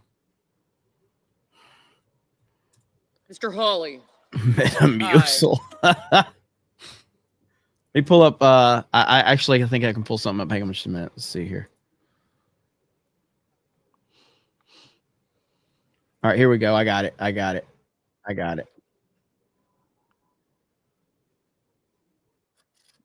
Chuck Schumer. God, what a about the There we moment go. he thought he was there. So we'll see these votes in a matter of minutes. If it is a tie and Vice President Vance breaks the tie, this is moving forward. And the question is, how long will Democrats position this confirmation to stretch out the 30 hours every different nominee? It could stretch really until March if they wanted to, but there would be an effort to speed this up by Senator Thune, who said we'll work through the weekends if we have to. Brett, I think we both have been following Washington for a long time, and I think we can both attest to the fact that working long hours and weekends is not a top priority for people in the U.S. Senate, especially. And, you know, John Thune was very clear in my interview with him this week that he's going to work weekends and he's going to work nights and he's going to until all these people are confirmed. At some point, I think Democrats might get a little bit too tired, and there may not be enough coffee. All right, well, at least we got a counter on stream. We don't want to. Nobody wants to hear Hannity, so no one cares to hear Sean Hannity. So we're currently waiting to see what happens here, ladies and gentlemen. Is this considered the most controversial pick of Trump? I don't think so. I think the guy that's gonna, I think Chase, like the FBI guys. Cash is going to be I almost called controversial. him Chase. Cash, yeah. Cash is going to be controversial, but I would say Hegseth is definitely top 2 to 3. RFK is going to be controversial. Tulsi's going to be controversial, but Hegseth is up there because of the fact that he's an outsider. He's a complete outsider to the political process. You know what I mean? Yeah. And some of the things that he has said that he's on record saying about women in the military and all of that. Yeah. So the fact that he's an outsider and the fact that he is, said these controversial things. Politicians don't like when outsiders are involved. They just don't. So here we go. Now we're getting pretty close. 39-38 right now. Let's listen to this. vote that we can't even see coming. This is going to be 3 Republican noes, and Vice President Vance will break the tie. You know, if I can, Senator Tillis just put out a statement, Sean, in which he said, from the beginning, I've been clear about my position. If his nominees were reported favorably out of relevant committees, I would support their confirmation on the Senate floor. He went on to say, Pete has Tillis a unique voted yes. perspective as a veteran of wars in Iraq and Afghanistan, and is unquestionably passionate about modernizing our military, supporting the brave patriots like himself who serve our nation. So not only a yes, but putting out a pretty strong statement in support of Pete Hegseth. He did, and it somewhat changed earlier today, according to sources I had on Capitol Hill. And whatever questions, issues existed, my understanding I would love is if they have that to there break was a tie and JD Vance walks in there like Vince between Senator McMahon. Tillis and with Pete Hegseth, Rolls in there with the and grapefruits. that they came to a meeting of Breaks the the minds, tie. and that just happened fairly recently. So obviously now we are showing 42 no's and 40 yeses, but we expect we'll be at a 50-50 vote at the end of the day. That would mean the vice president, J.D. Vance, will make the deciding vote. Brett, sorry to make you wait, work late on a Friday night, but we do appreciate you doing it. Thank you, my friend. Happy to do it. You bet. Listen, right, joining us now, Oklahoma Senator Mark Wayne Mullen is with us. I saw Brett Baer at the RNC. He had more makeup on his face than the entire makeup department at Walmart, bro. I mean, I have never seen so much makeup in my life. Like, it was caked on. Holy shit. With him just a second ago, he was still on the phone.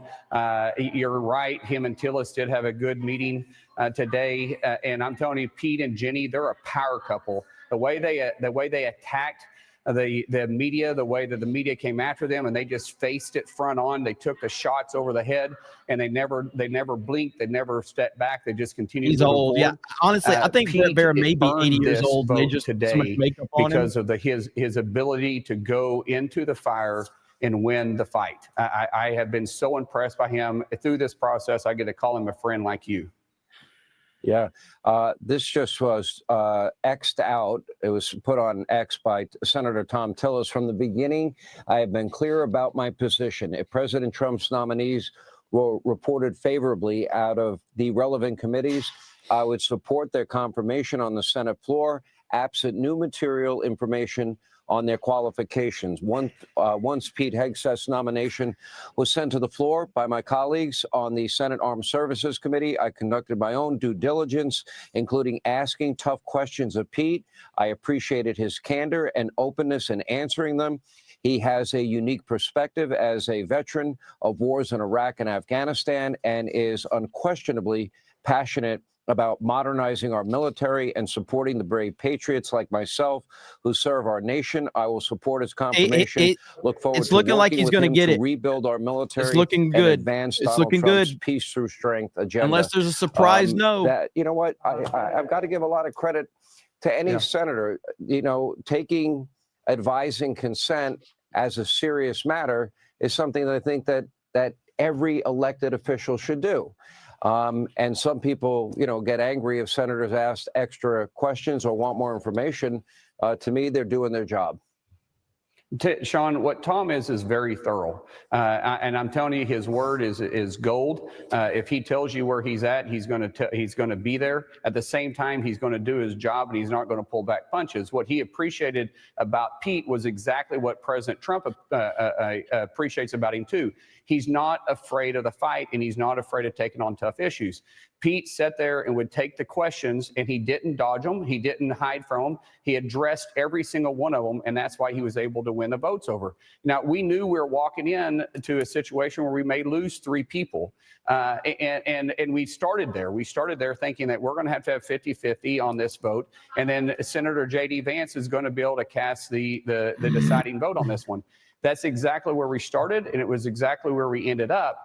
But we did it because Pete and Jenny walk the halls here daily and was willing to take those meetings nonstop. And there's so much credit due to them. Even though the Senate did do our Article 2, Section 2 advising and consent process, it was because Pete was able to keep the no's off the board and keep the yeses where they were at.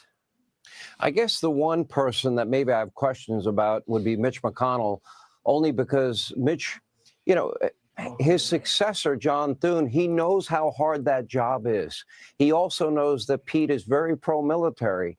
I don't think it would have been hard for Mitch to move to the yes column, but that did not seem to factor. I'm seeing reports that he's confirmed, but I haven't. Yeah, I see it on Twitter, but we gotta wait. And I think that's a little disappointing. It's being confirmed. I think John Thune was very loyal to him, and you would think he would want to help out the new majority leader. Get a lot of people are tweeting out it's going to happen anyway, but he could have helped them. You know, I never had a conversation with Mitch through this process. I did talk to Susan. I did talk to Lisa. I obviously had a lot of conversations with Tillis and a lot of my other colleagues, and they were all very productive conversations. But I can't really speak on Mitch's thinking, because you're right, he does hold everything very close. But I truly, Sean, never had a conversation with him through the whole process. I kind of left that to Leader Thune. And you can see there's a total different leadership style in the Senate between McConnell votes no. What a old I agree. Bitch. There was a tough moment in the so that means Vance is going to have to break the tie, where you really took on your Democratic colleagues, asking, "Oh, are you all perfect? McConnell is none of you had a drink," and then all of these images. He's just as dumb as Biden. He doesn't need to be in office. No, he doesn't. Alcohol in the halls of Congress, which I thought was pretty funny. Well, if the Democrats are going to hold themselves up at a moral standard, or hold these nominees at a moral standard, then the body better be holding ourselves up to that same moral standard. And we've all seen it. And I'm not saying I'm the one to set the moral standard. That's not me. That may be James Lankford, but I'm not that guy. At the same time, if we're going to do that, then we better be holding ourselves up to a higher standard as well. And the body's not going to do that. So it was very hypocritical for people like Tim Kaine to go out there and be demanding that if he has a drink, he's going to resign, and to be talking about his past life before he ran for SecDef. I believe very, very high that if we're going to set a standard, then we should live that standard. Yeah. All right. We really appreciate your time, Senator. Thank you. As you can see, it's almost official. Sean, thank you. 48-47, 48 yes, 47 no. Here with more Fox Business host Brian Brenberg and former Senator Scott Brown and Outkick founder Clay Travis. Senator Brown, great to have you. You know how tight these votes can be. Walk us through the process. Why did he vote yes yesterday and only no today? There's a lot of hand, old piece of people, shit. Saying do this, do that. But John's in control. I saw the interview that you did with him. He's definitely in control. I was a little surprised with Mitch. Obviously, with Susan and Lisa, I expected that. But as you know, it's 50% plus one. It doesn't matter how you get there. Pete's a change maker. President Trump deserves Pete and anyone else that he wants around him. And I'll tell you what, the delegation here in New Hampshire and all the Democrats who are being obstructionists, I mean, it's going to get old very, very quickly, very, very quickly, because they should be doing this immediately, as they did for Joe Biden and as they've done with other presidents, where we basically said, okay, listen, you got the time, you got the votes, let's just get it done. And I hope John keeps them there for every single day until this is done. Mr. Moran, aye. Yeah. Let me go to Brian Brenberg. Brian, you've known Pete for a long time. You've been a very close friend of his. And it's hard to watch people that you know, love, care about, and know their true character about, and watch them go through a very painful process. When this first got announced, I called Pete and I told him exactly how this would turn out. I wish I was wrong. I said, you're probably starting out with no on Susan, no on Lisa, no on Mitch. I said, if you lose one more, that means you're not going to get it. And by the way, it is now official. Pete Hegseth will be the next Secretary of Defense. J.D. Vance will cast the deciding vote. Let's listen in on the Senate floor, Brian, before we get to it. It's going to happen, baby! It shouldn't be this close. It's shouldn't be so pathetic. Oh, apparently man. there's nothing to listen to. But I'm so happy that that's happening. Go ahead, Brian. Look, Sean, this is amazing. Pete has been a friend of mine for almost 4 decades. Okay, it's going to happen. So J.D. Vance will break the tie. So it will be confirmed. Pete Hegseth will be the Secretary of Defense. And he's gonna get in there and wreck house like everybody else that's getting in there. He's gonna wreck house. It's gonna be glorious, and bringing the military back into where it's gonna be or where it needs to be, making the military great again. So, this is a big hurdle, and now it's not the only big hurdle of his picks, but this is definitely one of the bigger hurdles. I think Tulsi is set for her hearing next I've been Wednesday. saying like she might not even get the votes. Yeah, they What don't. the freak are these people doing? I know.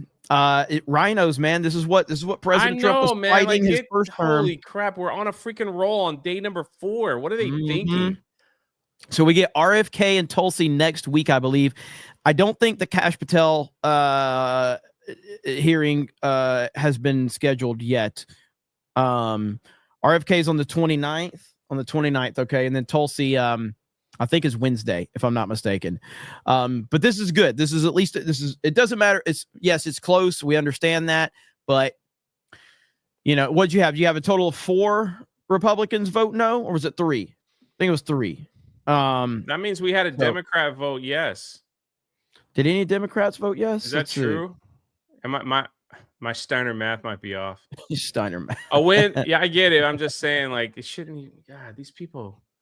3. Okay. The 29th is Wednesday. Okay. I had not heard RFK confirm for Wednesday. I heard Tulsi confirm for Wednesday. So, no, Jay. Okay, thank you. That's why I asked. Chat. That's why. Good old Steiner math. That's why I asked. You guys are good. Over the coals. It makes me think this is why good people don't want to serve their government. Who wants to go through that process? Yeah, first, you're exactly right, Sean, and congrats to Pete and his family who got raked over the absolute coals to get it here. Second, this is why your Senate vote is so important. Hey, how about Pennsylvania?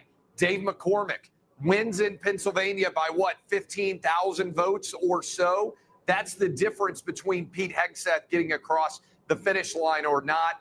3, huge win for Donald Trump and everybody else in line here, because if you knock one guy or gal out, the next man or woman up is the next target. Right now, you keep the momentum rolling. And let me just take a moment. I am ecstatic for Pete and his family, for the country, for Trump, for everybody who voted for him. Let me say this. Alaska voted for Donald Trump by 13 points, Sean, and Lisa Murkowski can't back. She wouldn't back Trump. And his and they sat there and let that idiot from Virginia everybody listening go off on Pete's little child. Should be trying that to freaking kick her. Tim Kaine. nasty, scummy man from Virginia. Tim Kaine. And they oh God, that guy got to go too. He doesn't even know how to comb his hair. Yep. Sorry. Disgusting. Someone like Lisa Collins, her state went for Kamala by 7 points, might not be able to support every element of the Trump agenda. But if you're in Alaska right now and you're in Kentucky she's got to go. now, Got to go. your senators get them are to freak out. defying What are the they will thinking? of you. Yes. You should be outraged. Thankfully, it didn't come down to their votes because the other 50 senators showed up and J.D. Vance showed up. But to me, Mitch McConnell and Murkowski, they should be ashamed, and everybody who voted for Trump in their states of Alaska and Kentucky should be furious over them turning their back on the Trump agenda. Absolutely. We all are. Great, Everybody Scott, Brian, should be. Thank you all. We appreciate it. Let's go back to our own Chad Pergram, who's with us on CapitolLl. Well, is JD going to show up tonight or what? 50. I thought Mitch would be a no. Yeah, I want to hear the Austin Glass break. Yes. And it turned out that way. And now J.D. Vance will cast the deciding vote. Well, it looks like we're going to have a 51-50 vote. We call this here on Capitol Hill a Van Halen vote because that's that album they had some years ago, 51-50.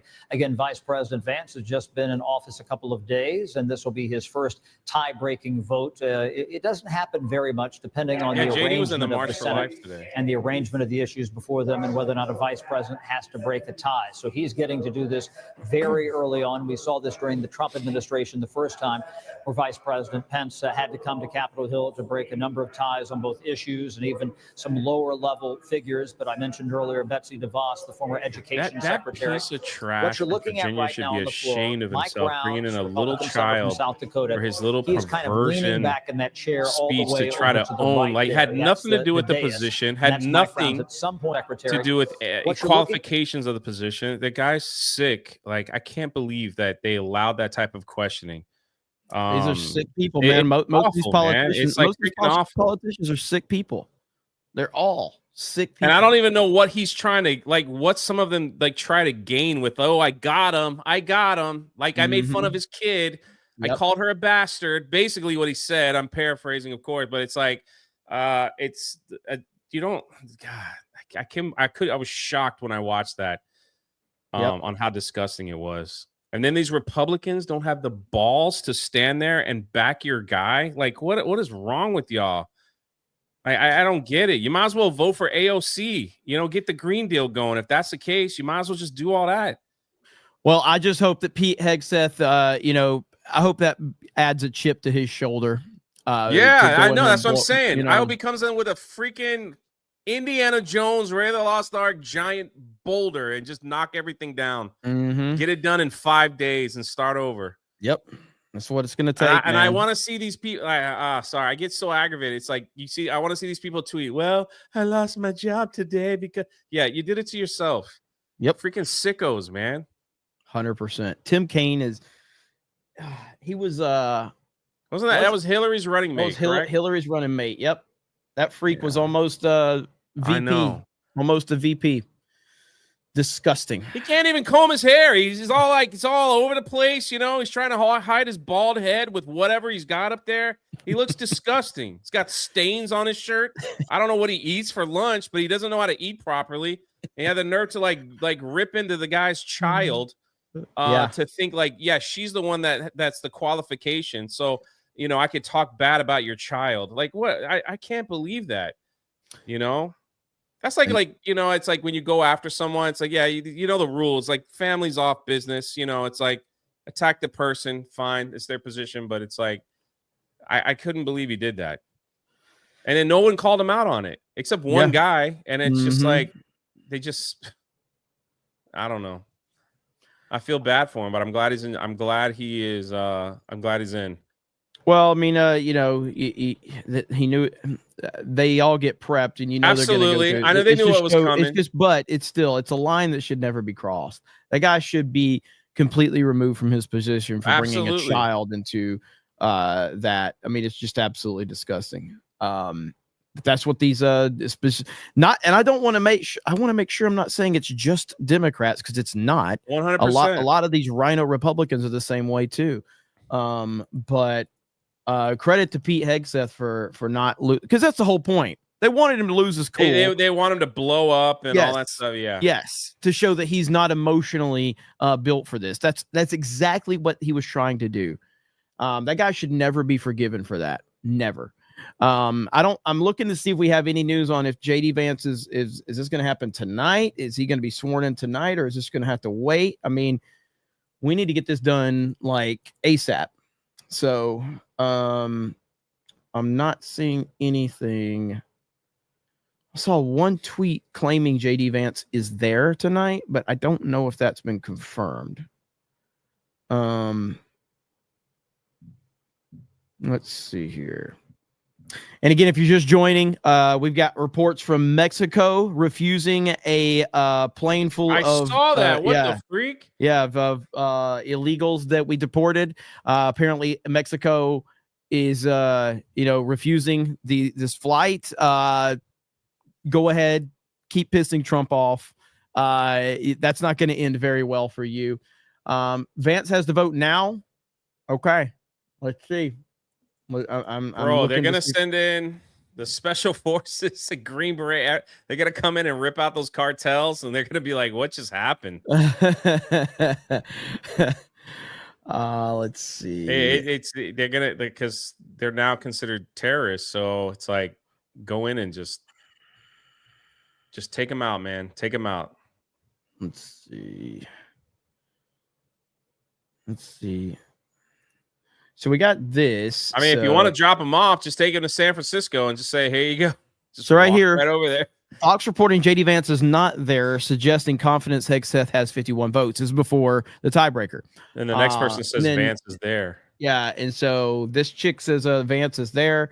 If true, great. They may need him. I think they will. So I don't know who this person is that's saying he's, there. But if Fox is saying he's not there, so right here, let's listen in here. Breaking: Pete Hegseth reaches 50 vote threshold in U.S. Senate. Vance will tiebreak. What I want to know is Vance going to show up tonight? JD Vance just tweeted. Okay, let me pull up his Twitter. JD Vance tweeting. Let's see. JD Vance. Kid Mitch McConnell can't even stand at a podium. JD Vance. Without crapping his pants and someone have to take him off. Oh, JD Vance just JD Vance just tweeted. Here's JD Vance's tweet. I thought I was done in the Senate with a laughing emoji. Love the guy, dude. I remember when he was first introduced, we were all kind of like, I don't know. I don't know him that well. Now it's like, nah, dude, he was the perfect pick. He's great. He's Perfect fantastic. He's fantastic. So JD Vance has won me over 100%. Yeah, same. Perfect pick. His past comments about Trump were very concerning to me, but who cares now? He's proven that we all say dumb shit. Hell, I like The Force Awakens. Okay, what the fuck you want? What do you want from me? I like Avatar. All right, let's see here. Yeah, we'll see. All right, Chad, we appreciate your time tonight. Thank you, as always, so informative.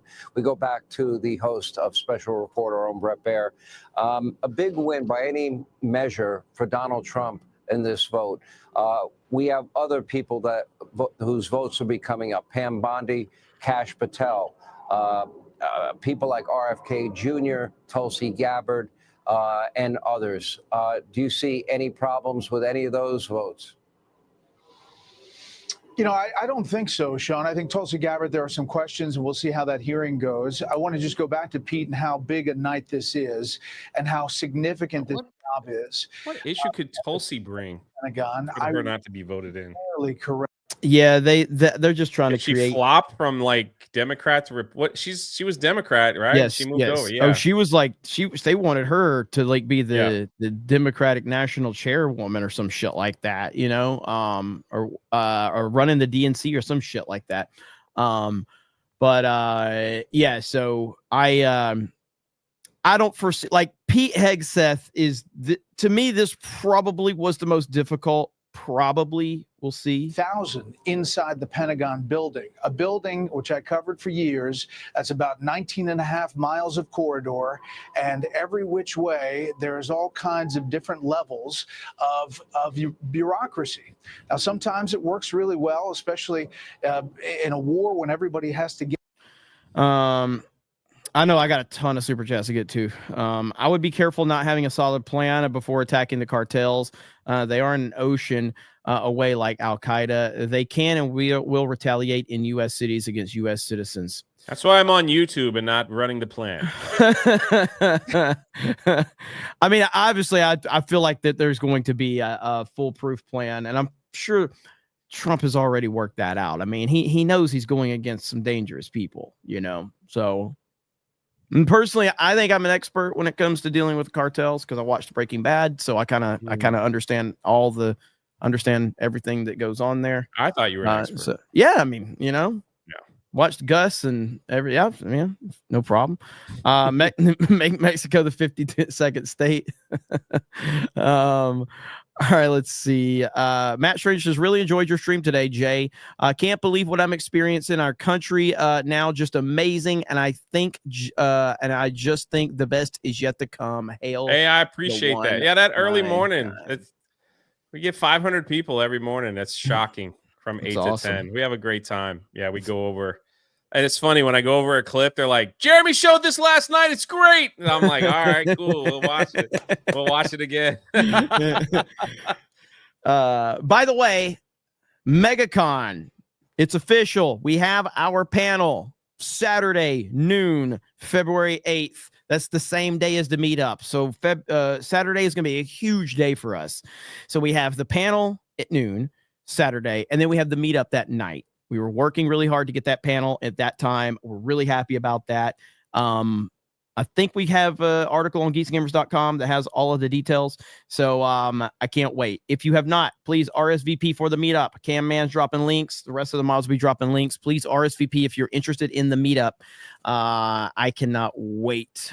It's going to be an amazing, amazing time hanging out with all of you. Yeah, and I will be at the Islands of Adventure after hours event too, hanging with whoever's there. So yep, I'll be live on Park Hopping. So if you guys want to hop on a live stream and you got that ticket, just run on over. It'll be fun.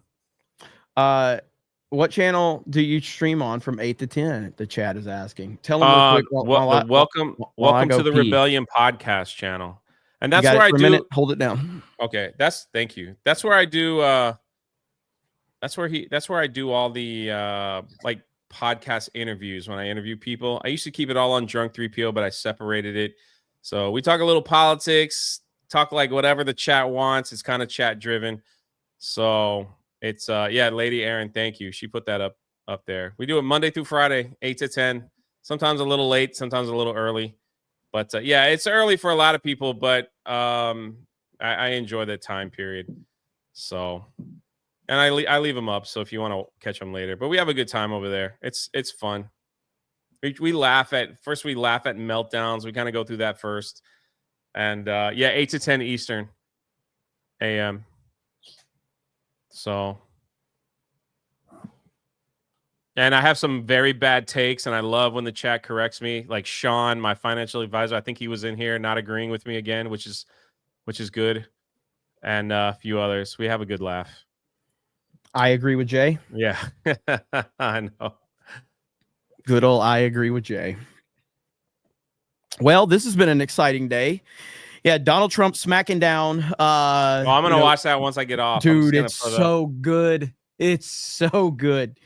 He was just smacking him around, and yeah, then like after he starts talking shit about FEMA, and then like this clown was like, Mr. Trump or President Trump, I'd like to defend FEMA for a minute, and he tried to defend him, and it just was like Trump just steamrolls him. My God.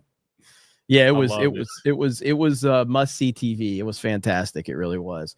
What are they saying right now? For the warfighter who is watching him today, they know that this is someone who has their back, unlike what they've seen for the last 4 years. I would predict, along with the next generation of weaponry, which has to be a top priority, Mary Catherine Ham, I bet under. Okay, so we've got Yo, AB, what's up?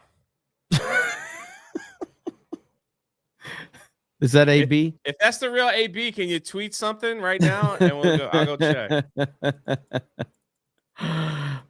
We've got reports. Where is it at? Hang on. God dang it. All right. Where's it at? The thing is, I used to like live like the whole thing. I'm sure you played the clip with the guy's like, I'm not going back to Haiti. Yes. Oh, the yes. guy's like, well, you are going back to Haiti. It's like, yes. Because people know I lived in Haiti for a few years. They're like, what do you think about that? It's like, get him out of our country.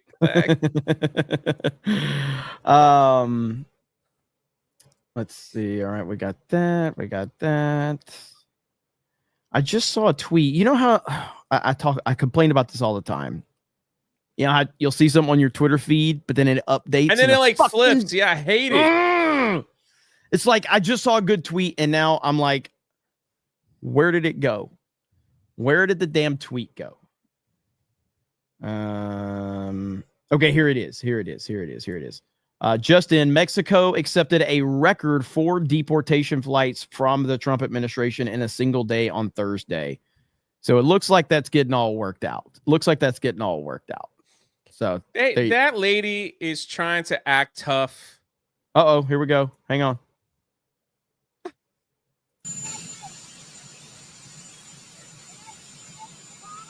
Here he is. What a freaking the Terminator.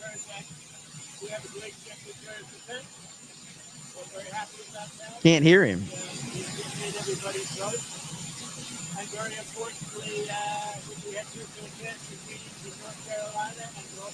We made a lot of progress.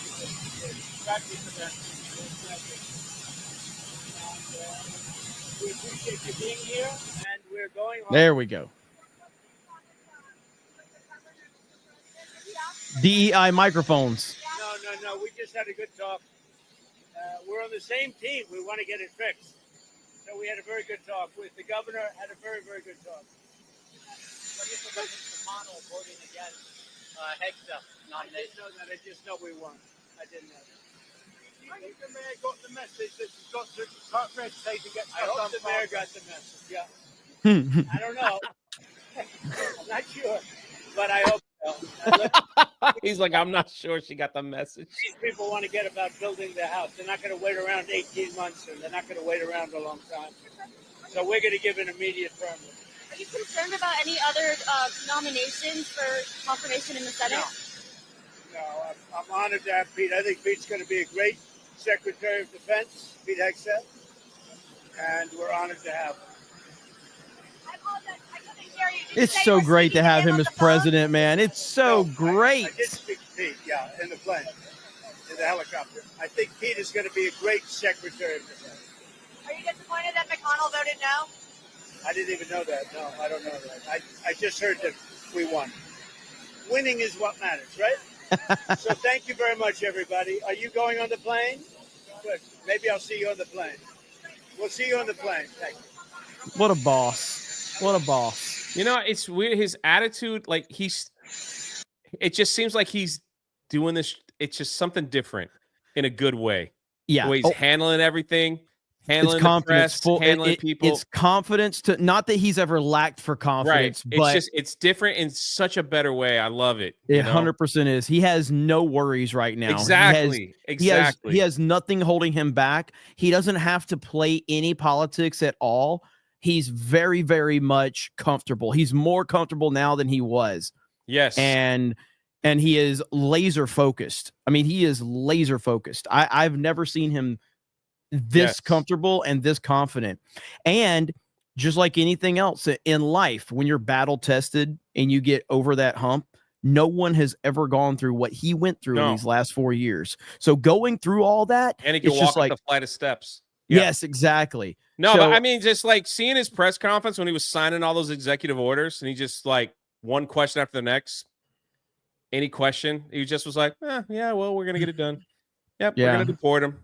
Hang on. Yep, do it. Oh boy.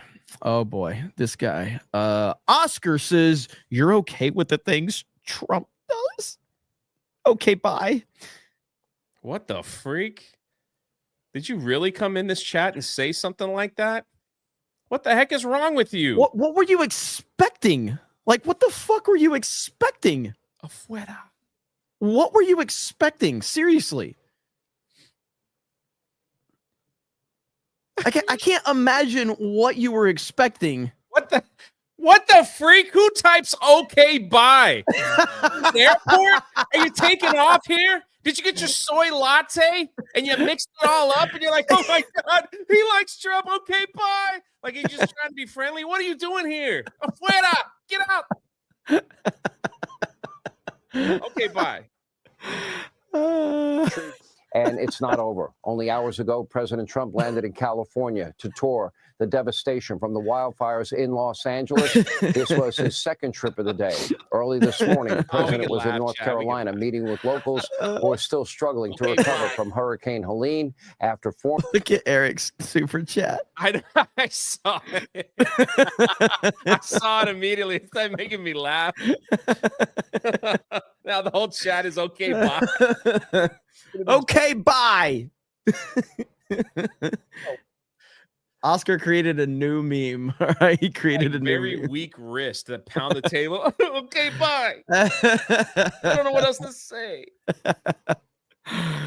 Oh man. Oh, look at here. Motorcade just arrived on Capitol Hill. Oh, here we go. Motorcade just arrived on Capitol Hill, ladies and gentlemen. Looks like JD Vance is about to walk up in there, flop it out. Let's go. All right, let's see here. Play the music, man. Play the Austin music when he walks through the door. Yeah. This is awesome, dude. Politics is the new professional wrestling, okay? At least with this crew. And I've heard you guys.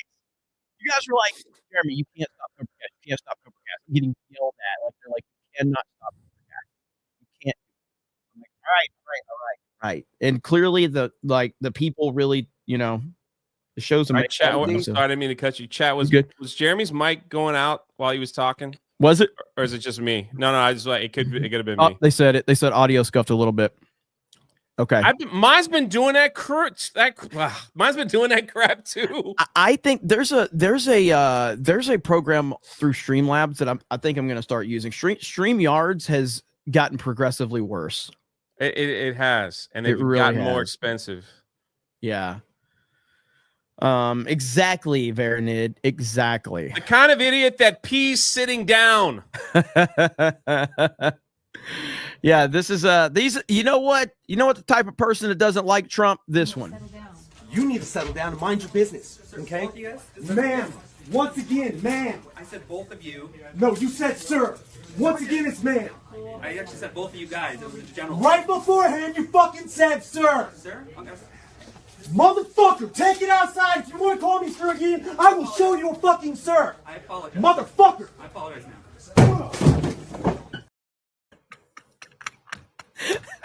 What a so angry. Whoo! All right, here we go. You gotta say it's not very. Is he there? ladylike. Is he? Deus Oh, is there he in is. on the Senate There he floor to is. cast the deciding vote for Pete Shut up, Hegseth. Hannity. If not, on this vote, the yeas are 50 and the nays are 50. The Senate being equally divided, the vice president votes in the affirmative, and the nomination is confirmed. Yeah! Let's go! Now official. Pete Hegseth is the new defense secretary with is he there? J.D. Vance, the Yeah. vice president He casting just did the it. He was deciding talking. vote. Is anyway, Hegseth there? there's No, a lot Hegseth, more on not that. Vance. State I of think that's what we're California, looking though, at. they are still dealing with terrible, everything that's wrong, possibly wrong with Shut up, California and Hannity. some of the management. Anyway, here tonight, legendary actor, director, our friend Mel Gibson is back. Shit. Oh, we who gotta is hear out from with a Mel. We gripping new gotta thrill. hear from I've liked Mel. every movie Mel's ever made, We to be gotta very hear honest from with Mel. you. It's at the top of my list, The Passion of the Christ. Anyway, it's called Flight Risk. Sir, how are you? Great to see you. Good, Sean. How are you He's doing? awesome, dude. I'm good. First of all, I'm really sorry for you, for all the people in California, all that you've had to live through. Also, congratulations on your appointment by President Trump. Yeah, well, you come with nothing, you go with nothing. Everything in between is just a bumpy adventure, right, Sean? I'm living in gratitude. Trump's, I found out I was some kind of ambassador at the same time as you did, probably on a tweet. So I was surprised. But hey, I'm ready, willing, and able to be of service in any way I can. You know, you, Sly, and John Voight, three of my. I don't love a lot of people in Hollywood. I'm going to be blunt, but you're three of my favorite people out there, and three of the best people in the industry. So I thought it was funny when I read you did not get a phone call about it. You just heard about it. I read it. I think it was the Hollywood Reporter. Yeah. Well, I think Trump shoots from the hip, And but hey, I'm here to be of service. Yeah, good for you. And I know Sly feels the same way, and John Voight feels the same way as well. And I think the three of you actually can really help. The film industry has been hurt in so many different ways, in part because of rules and regulations and high taxes, like so many other liberal Democratic states. How bad has it been? You've been living through these wildfires. You read about hydrants that don't have water. You read about cutting firefighters' What's up, Gary? budgets. You read about reservoirs that are empty. I mean, it's got to be frustrating. Well, it is. And this confluence of events coming together, there are those who say, hey, they must have done it on purpose. I won't go that far. But if they didn't do it on purpose, I think they certainly facilitated it. And my heart goes out to all the other residents. Let's go. I meet people all the time who've lost their homes, and you talk and commiserate and buck each other up, and everyone's putting on a brave face. They're a good bunch out here. I'm glad Trump's here at the moment. It's like daddy arrived and he's taking his belt off, So yes, I think he'll get some results here quickly. And, as far as being an ambassador goes, I think, looking at tax incentives, I know Newsom gave some tax incentives, but maybe not enough because it's still not working. And there are other things that offset that. I mean, I had to shoot a film for one day in LA, and it was cheaper for me to take the whole crew and fly them to Europe and shoot for 3 days, lodge them, fly them, everything, than it was to shoot one day just down the road. So there's something wrong there. And I think there are solutions. I know Arnold tried to level the playing field years ago. He couldn't do it because there were obstacles. He tried, though. Yeah. I look at this, and I mean, it kind of was a big deal, at least in my world. I'm nowhere at the level that you are in terms of celebrity. But when I left New York, I was kind of shocked that there was so much news about it. And I did make a bold statement. I said, I'm sick of the crime. I'm sick of horrible schools. I'm sick of high taxes. I'm sick of burdensome regulation. I'm sick of, woke everything. And I'm sick of the violence. And I made a decision. I cut the cord. I cut it hard, and I left. And I have no intention of ever going back. But you stay in California. Yeah. Why? I do. Well, a lot of people have left, and I don't blame them. I mean, and they leave for the same reasons that you've just mentioned. It didn't suit them anymore. Even, people who were liberal, it didn't suit them anymore. But if everybody leaves, what's going to happen? Well, I can tell you what's happening. You know what Andrew Cuomo famously said in New York? He goes, tax the rich, tax the rich, tax the rich. God, we did. God forbid the rich leave. And you know what's happening where I am in South Florida? They keep talking about Wall Street South. All of these big private equity firms and banks, they're all moving at least half of their offices down here. And it's helping the state of Florida, I think the free state of Florida. And it's increasing the amount of money they have for infrastructure, the amount of money they have to help people. Mm-hmm. You don't have the problems that you're plagued with in big cities like LA, San Francisco, New York, and Chicago. I mean, it kind of makes sense. As now an ambassador for Hollywood, what is your message for the mayor? It's, keep the kids on the farm, and be competitive with the rest of the world. I mean, we're just going, like what you said with Wall Street and everything else, we're going somewhere else because it's more cost effective. There's just a lot of prohibitive regulations and things in the way that I think could be lifted. But I'll talk with the guys about that later and get more specific. And I have to educate myself on that more too. But I think it can be fixed. Tell me, go ahead. Why not?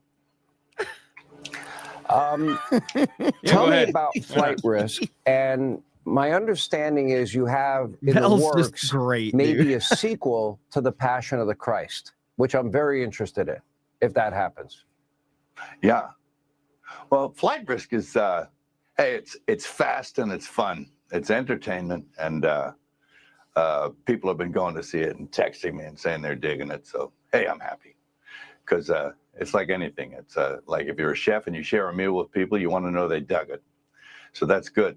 And as far as the resurrection goes, yeah, that's in the works. It's ambitious, and but I'm pretty excited about that. And I hope to get the wheels grinding on that sometime this year. No, that would be great. I'll quote you from Braveheart. We've got to try what we've been doing these 3 years. Obviously, I watch your films a lot. A lot of films. Yeah, I do. All right, Mel Gibson, we really appreciate your time. Thank you for being with us. Check out Flight Risk in theaters now around the country. All right, buddy. Hell we yeah. Go back to our own Chad program. Okay. As we just saw, Pete Hegseth, we watched the vice president cast the... That was terrible. Hannity didn't know how to... Hannity's a terrible interviewer. He's an absolutely horrible interviewer. I can't stand him. But someone I think about a lot, and I wonder how this person's doing, I think about this person a lot, Jay. You remember this person right here? I often think about what's this person up to these days. My most important encounter was when I went out to get my champagne. I was talking to the guy in the store, of course, asking him, did he vote? And he said he did early voting. And he asked me if I early voted. And he asked me, why I was getting the champagne. And I said, because I'm going to be toasting Madam President tonight. And he just looked at me with kind of like a smirk on his face. And I said, she's going to win this, right? And he says, oh, well, it's very, very close. And I said, no, it's not. He says, well, what do you mean? I said, no, it's not. The women of America are making their voices heard. Reproductive rights is what it all comes down to. And the women are voting in numbers relative to men that are unbelievable. She's won this. And I said to him, she's going to take every one of the swing states plus Iowa. And he said, oh, but the numbers are so close. I said, I'm a political analyst. I'm telling you right now, the numbers are there. She's taking this election. And then I said to him, you realize, and he didn't tell me who he voted for, but of course I knew. And I said, you do realize you wasted your vote, right? And I didn't care. And I walked out with my bottle of champagne and happily walked home. Holy shit. That is the greatest video of all time. That is fantastic. Wow. So, okay, we got a lot going on. We got a lot to catch up on. Pete Hegseth, 100% now is your Secretary of Defense. Absolutely fantastic. And it's getting to the point where I should just stay live, like from after daily till at night. Like there's just way too much information going on right now. And I think this is what the next 4 years is going to be like, Jay. Don't you? Is your microphone out? Hello? We can't hear you. What did you do, Jay? What did you do? Jay broke it.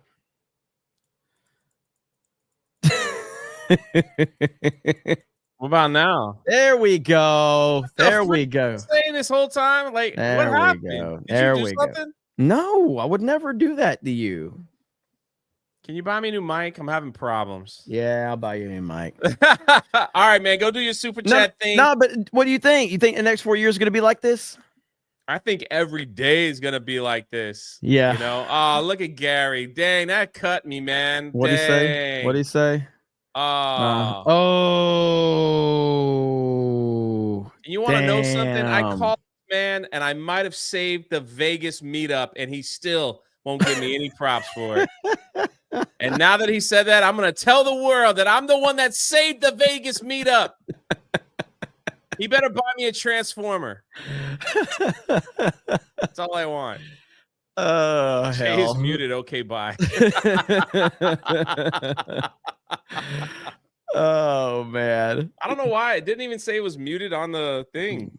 Freaking StreamYards. I don't like it. It's time to get it out. Gary commented. Hang on. There's too many comments. I can't even keep up with it. It went by too quick. Oh, my God. I can't. There we go. Okay, bye. Okay, bye. We have a new meme. That's how things go here at CobraCast. Always a new meme. Always a new meme. So, all right. You gonna hang out? You gonna? Nah, go read, man. Go read. Do your thing. All right, Those brother. people are here for you. I'm just a bonus every now and then for a good hour, and then. I mean, the preferred duo around here is Jeremy and Jay. That's what they want. They want Jeremy and they want Jay. That's what they want. So, Jeremy wants to stream all day. Okay, bye. Gary hurt my feelings, so I'm out. No, man, it's good. It's a great show, man. You're doing good. Man, you might make something of yourself. You keep streaming. One day, we're hoping so. We're hoping so. Maybe you'll hit that #1 spot. Maybe. Who knows? Hey, God bless you, chat. Jeremy, I'll talk to you tomorrow, brother. All right, Y'all man. have a good one. Hail drunk 3PO. Okay, bye. Okay, bye. He got it in there. All right, so we got a lot to catch up on. It has been a very, very, very busy day. I was not expecting this much fireworks, but yet here we are. It's been a lot of fireworks, and now we got to try to go and catch up on super chats. So, okay, bye. A lot of okay buys. Well, he's wrong, says he's going back to Haiti and he's gay. Damn right. Not Jay. Lynn Hager says, Trump making big waves. Check Benny Johnson. He has followed it since Trump got to California. This is true. Max K says, can you move over? I can't see the chair. Grant Potato says, early and gay. East Coast Toasted Boy says Steve Downs, the voice of Master Chief, is also going to be at MegaCon. Too bad I have to check into my new Marine unit on the 9th. Wish I could come. Yeah, man, I'm looking forward to seeing a lot of you guys and gals at MegaCon. It's going to be freaking great. This could potentially be one of the biggest meetups and biggest panel. This may be, I mean, I don't know if this will top last year. For those that, as a matter of fact, I want to show everybody something really quickly. Let me see if I can pull it up. Let's see. So for those that don't remember, come on. I know I've got it somewhere, right? Let's see. Unless it's not there anymore. But last year, our boy Benny Johnson actually covered our panel last year. I don't see, I think I have it on Twitter though. So let's see if I can find it on Twitter really quickly. And I don't know if he's going to be there this year or not, but it was awesome to have him at the panel and covering it. He did great coverage of MegaCon last year. I would assume he's going to be there again, but I guess time will tell. Let me see if I can find this clip really quick. Here it is. Here it is on Twitter anyway. So, of course, why is Twitter video not wanting to play? Gamers panel to see and stay. We're going to the Geeks and Gamers panel to see and stay incredibly based. This was our first comic convention, so I didn't know what to expect when we walked into the Geeks and Gamers breakout session at MegaCon. Look at this packed room, wall to wall, people standing, room only, with some of our favorite creators on the internet: Nerdrotic, Critical Drinker, Eric July, RK Outpost, Ryan Kinnell, and Jeremy, the founder of Geeks and Gamers. What a kick-ass crew. It was an honor to be invited, and, well, I was never expecting this.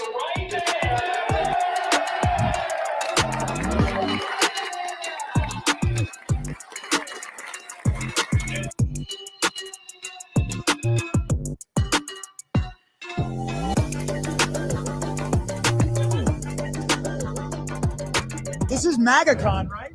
It's MagaCon, I believe that's how it's pronounced. This is MagaCon? Now, listen, I made sure when I saw you guys walk in, I'm like, I see Benny sneak in there. I'm going to give him a massive shout out and the crowd's going to go nuts for him. And it went perfectly. It could not have gone better. You guys just went in there and saw it. That's supposed to be 700 people. Hollywood stars can barely get it half full. And it was jam-packed for our entire It was panel. wall to wall. There were people standing along the walls. Yes, which is absolutely phenomenal. So it's just a testament to everybody out there. It's amazing to see. The movement has been going on for a long time, and finally people are starting to realize, people in the business are starting to realize we've been doing it wrong the whole time. We've been ignoring all these normal people and pandering to freaks. And there's a lot more normal people than there are out there than freaks. Yeah, I think you've proved that. Absolutely. Yeah. So, oh wait, Trump or Biden 2024? You know, obviously Trump. Hey, Trump or Biden 2024? Excuse me, sir. Trump or Biden 2024? Who are you? I'm a reporter for MagaCon here. Okay, I'm a Nikki Haley fan because Fox News told me to be. Explanation was not they didn't like Donald Trump. They said he participated in an erection. And I have to, and it's insurrection, sorry. Of course, Trump 2024, MAGA. If Joe Biden was a character in the MCU, who would he be? He is Captain Marvel because everybody's trying to push her, but nobody actually cares and nobody shows up. And everybody that actually goes to the theater, they're actually dead. So there you have it right there. That was awesome having Benny there. And we had a lot of fun. And I'm looking forward to it this year. Someone said we should have a panel at Pensacon. Fuck Pensacon. All right. Pensacon banned me like 6 or 7 years ago, or however long it is. So Pensacon can go to hell. All right. So I will never ever step foot at Pensacon. They banned me like 5 or 6 years ago. So I'm not allowed at Pensacon. And even if I was, fuck them. All right. So I'm not allowed. I am public enemy number 1 at Pensacon. So new owners. Oh, they have new owners now. Okay. If they have new owners, I might look into it if they have new owners. Who was the guy that owned it before? I said a lot of bad things about him years ago. I can't remember that guy's name. Why was I banned? Because I shared an opinion. I'm not kidding you. So years ago, back in like whatever this was, 2019, maybe, I'd had press passes for Pensacon. I'd been there 3 or 4 times with press passes. This is kind of before the channel blew up. And so anyway, I'd been there. I had a good rapport with them. They liked me. They liked what we were doing. And then the channel started getting a lot of traction, Geeks and Gamers. And there was a guy, a voice actor, that was basically Me Too'd in the industry. His name was Vic Mignogna. And he was involved with like Dragon Ball Z and everything like that. I didn't know who Vic Mignogna was, but I looked at the situation. And the reason that I looked into the situation is because people were telling me that the Pensacon Twitter account was actually searching out people that were like pro-Vic supporters, and they were responding to them on Twitter because apparently Pensacon was bringing in one of the women that was accusing him of like inappropriate touching or some shit. They brought this. They had this woman as a guest, and a lot of the I Stand With Vic crowd were basically like wanting to protest it or something like that. So the Pensacon account starts responding with their own Twitter account, targeting people that were pro-Vic. So I was made aware of this. I didn't know the situation. I didn't know who Vic was. I didn't know any of this shit. But I looked at the situation for what it was, and I said, well, this guy hasn't been convicted of anything. So why is it so bad that he has supporters? Why is the Pensacon Twitter account going after people that are supporting this guy who hasn't been convicted of anything? And there's no evidence to support that he did anything wrong. He's just being canceled. So I made a video is simply saying that. I didn't say anything bad about Pensacon per se. I just said I thought they were behaving slightly inappropriately, and I didn't know if, you know, Vic was guilty or not guilty, but based on the information that I see, I don't see any reason to throw the guy under the bus. I get an email like an hour after my video uploads from Pensacon, basically just chastising me, like telling me off, like talking to me like I'm a fucking child. So I told them they go fuck themselves. It's like, you can go fuck yourself. So I made another video telling them to go fuck themselves. And I told him, I says, the reality of it is I'm too big of a deal for you guys anyway. You're not worth my time. I'm too big for Pensacon anyway, so fuck off, Pensacon. So then they took my press passes and banned me, said I could never come back to the convention. So that's essentially what happened. So, yeah, there you go.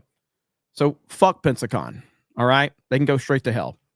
But if they have new owners, I mean, that'll be interesting. So, but our Ryan L says, give the illegals parachutes. Problem solved. Aurora Uplink says, I'm pretty excited. My finances are turning around. Anyways, excited to hear President Trump on the move, setting things in motion and studying more problems. Yeah, Trump has been on it, man. It's been glorious to see. But let's see. Looking now. Mac Jerry says the victims of North Carolina talking about their plight was heartbreaking. Trump was so considerate and genuine with them. Total antithesis, I can't even say that word, of Biden and Shamala. Zinni Biscuit says Monday you mentioned a fashion channel. Get Hijabi Gamer, Ryan, and myself. Cat's color deaf. And I have my own clothing because I'm tiny. Ryan, because of diversity. At this point, I can barely run the channels I have. I don't need to start another one.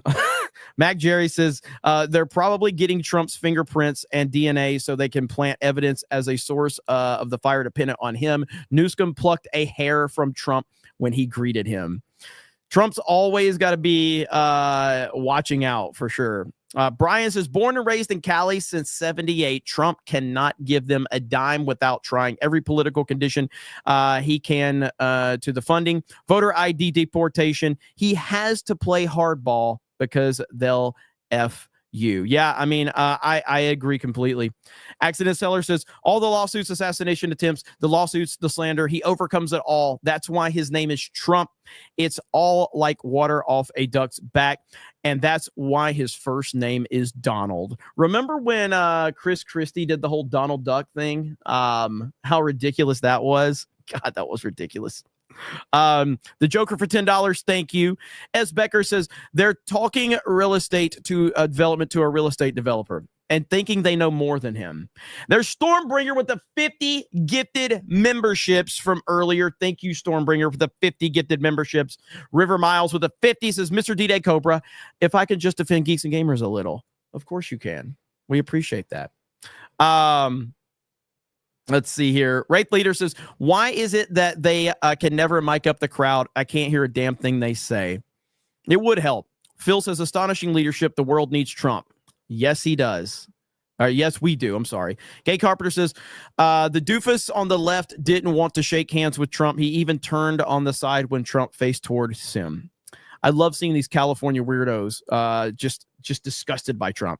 Adrian Curry says the last 4 years are like a communist fever dream where you smell Brussels sprouts farts the entire time, the ones that burn your eyes. I am so happy for our future. It does seem like it seriously does feel like the last 4 years are just a bad dream. It's just a big, bad dream. That's all it is. And I'm okay with that. It feels good to be in the position we are in, but it was hell going through it. But now that we're on the other side of it, it feels good. But here's what everybody just appreciate where you're at. Because in the future, do you know what's going to happen? We're going to all look back and we're going to go, I miss having Trump as president. I wish we had Trump. We're never going to have leadership like this again. There's never going to be another person like Donald Trump. So appreciate it when we have it, because we're never going to have something like this again. Phil says, top bloke that Trump. John Murdoch with the $125 and says, and that makes 2025. Hail the golden age. Hail the golden age. Dan says, I'm glad they stole 2020, as am I. Lying Dogface Pony Soldier with a get the membership. Thank you. Leo Pont says, can we clone Trump and keep him for the next 1,000 years? I want more of this. Also, so much for Gavin Newsom, Trump proofing California. Eric says, they spent the last 4 years fucking around. Now we get to see how much they're going to find out. Heard that. Doc Hollywood for 50. Says, I nominate Donald Trump for Emperor of North America. That's right. Not just the United States. We got to take over Canada. Go ahead and take Mexico. Let's get it all, baby. I don't want Canada to become a state, though. A territory. Canada for a territory, not the 51st state. Patrick Kennedy says, is this enough for the Dane clip? Yes, it was earlier. I played it. Let's see. Where are we at? Leo Pont says, it's Jay. It's nice to see you. What did you think of Gavin keeping his promise on Trump proofing California? I don't think he's doing a good job like his handling of the fires. Trucker Mark says, I believe that the reason Marco Rubio is in the Trump cabinet is to get him out of the Senate so he will not get in the way of his agenda. Also, easier to fire him. I mean, I think that's probably wishful thinking. Marco Rubio is the Secretary of State. Marco Rubio is the fourth most powerful man in the United States government right now. I don't think that that's what Trump's play is, because he could have given him a lesser position. Like the Secretary of State is a very, very powerful position. That's not just a throwaway position. Not at all, in my opinion. Yes, I know he can still be fired, but it's the Secretary of State. Let's see. Mr. Friendly says, thank you for covering this in an interactive way. Hey, thank you. Thank you. I appreciate that. Here, I'm getting an update on the Pensacola thing. Let's see here. Hang on. Let's see. God damn it. Let's see. Okay. Nope. So it looks like the Pensacola ownership is still the one that hates me. So fuck Pensacola. Let's see here. Mike Zero Source says Elizabeth Warren's name, Indian name, is Walking Eagle. A walking eagle is a bird so full of shit that it can't fly. There you go. Michaela says, as a native South Dakotan, I approve of Trump being added to Mount Rushmore. It might happen. It might happen. Hayden Wayne says Republicans love to snatch defeat from the jaws of victory, especially if the choice is popular with the citizens. Primary those fuckers. I agree. What's up? Hayden Wayne in the house. River Miles says, what's that? Victory? And I guess Krista added the Baron emojis. Was there some new emojis in there? I saw a Baron emoji. Harley Dave says, Jeremy, this is just week 1. Let's effing go. Vance Halen 199. Happy birthday, Jay. This is your first super chat. Thank you for the first ever super chat, Harley Dave. We appreciate that. Mike Zero Sources, I'm thinking of changing my name to Stone Cold Mike Zero or Superfly Mike Zero or the American Dream Mike Zero or the Nature Boy Mike Zero. Any thoughts? I like Stone Cold Mike Zero. I like Stone Cold Mike Zero. I'd go with that one. Eric says Jeremy supports Trump. Okay, bye. We need an okay bye emoji, probably. Varanit says, what kind of idiot wouldn't like what Trump does? Exactly. Slick Rick says, oh no, Oscar, don't leave. What will we do without your stage 4 TDS? Stage 4 is awful. It often shrinks genitalia. Slick Rick in the house. Pippi says, if Trump had been successful 4 years ago, he would not be as effective or confident as he is now, and Pence would be his VP. Agreed completely. Agreed. Eric Heffelfinger says, Mel Gibson isn't the person we need at this time or ever expected, but it's fun to watch. Mel Gibson is awesome. Dark Helmet says, leave it to Timcast to have beta male Elijah Schaffer on his show like he's a relatable commentator after the Sydney and Jack incident a few years ago when he sat there and did nothing. What a joke. Let's see. Cole Hauser for 20 says Trump has 2 years to get most of his agenda passed because what the Republicans do best is fuck things up. This is the problem we have here in Canada. The conservatives try to appease those on the left. See you guys at MegaCon. MegaCon. Let's go. Can't wait, man. It's going to be awesome, Cole Hauser. And yeah, I mean, this is why, like, you can't worry about there's always going to be a few people that are upset about something. That's fine. That's that's life. You just can't worry about that. You need to worry about the majority, the masses of the people that are out there. Munchie Ninja for 20 says, to be fair, Mel Gibson stares at you like he's 30 seconds away from angrily screaming and beating the crap out of you. I'd be nervous too. You remember that one where like Mel Gibson was like changing his tire? Everybody says that like Mel Gibson was changing somebody else's tire. That's not what was going on though. Mel Gibson, I think he was changing his own tire, and the guy like walks up to him and is like recording him. Okay. So this guy's like recording Mel Gibson, and I think Mel Gibson's changing his own tire. But either way, and so Mel Gibson gives this creepy ass laugh right here. Here it is. All right. I'm here helping my friend Mel Gibson, el del Patriota. Mel Gibson. Are you Mel Gibson? Yes. Oh, yeah. Yes. El del Patriota. You perform in the Patriota? Yeah. Movie, The Patriot? That's it. Oh, my God. Yeah. Long time ago, yeah. Why are you alone? Huh? Why are you alone? Why are you? I am alone because I'm not famous. I like being alone. Oh, yeah, sure. Oh, my God. This is a lucky day for me. I don't know. Yeah. What if I rob you? Dude, I would be gone. What if I rob you?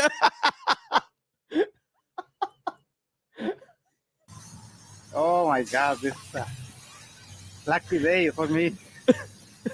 I don't know. Yeah. What if I rob you? Yeah, you are, Mel Gibson.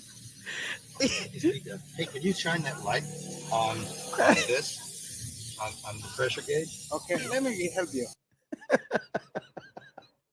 That's one of the greatest videos of all time. That's up there with the remember that one video with what's his name? Shia LaBeouf or whatever. Remember that one? I'm trying to remember. It was Shia LaBeouf, and he's in his car or whatever, or is a truck, right? Some guy was on a motorcycle. Yeah, it was a guy on the motorcycle, and Shia LaBeouf just pulls up or whatever. Let's see if I can find this right here. Yeah, this is like legendary shit, man. Look at this. All right, look at this. Okay.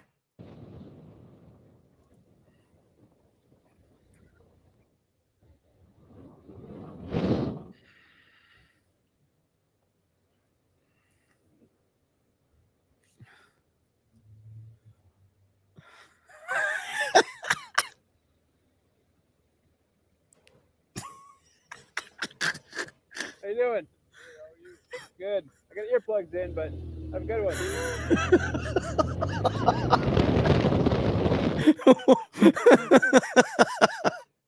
Like, that's so awkward, bro. That's so awkward.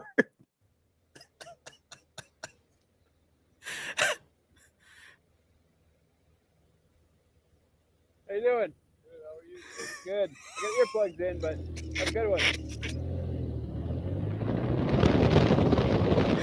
I got earplugs in.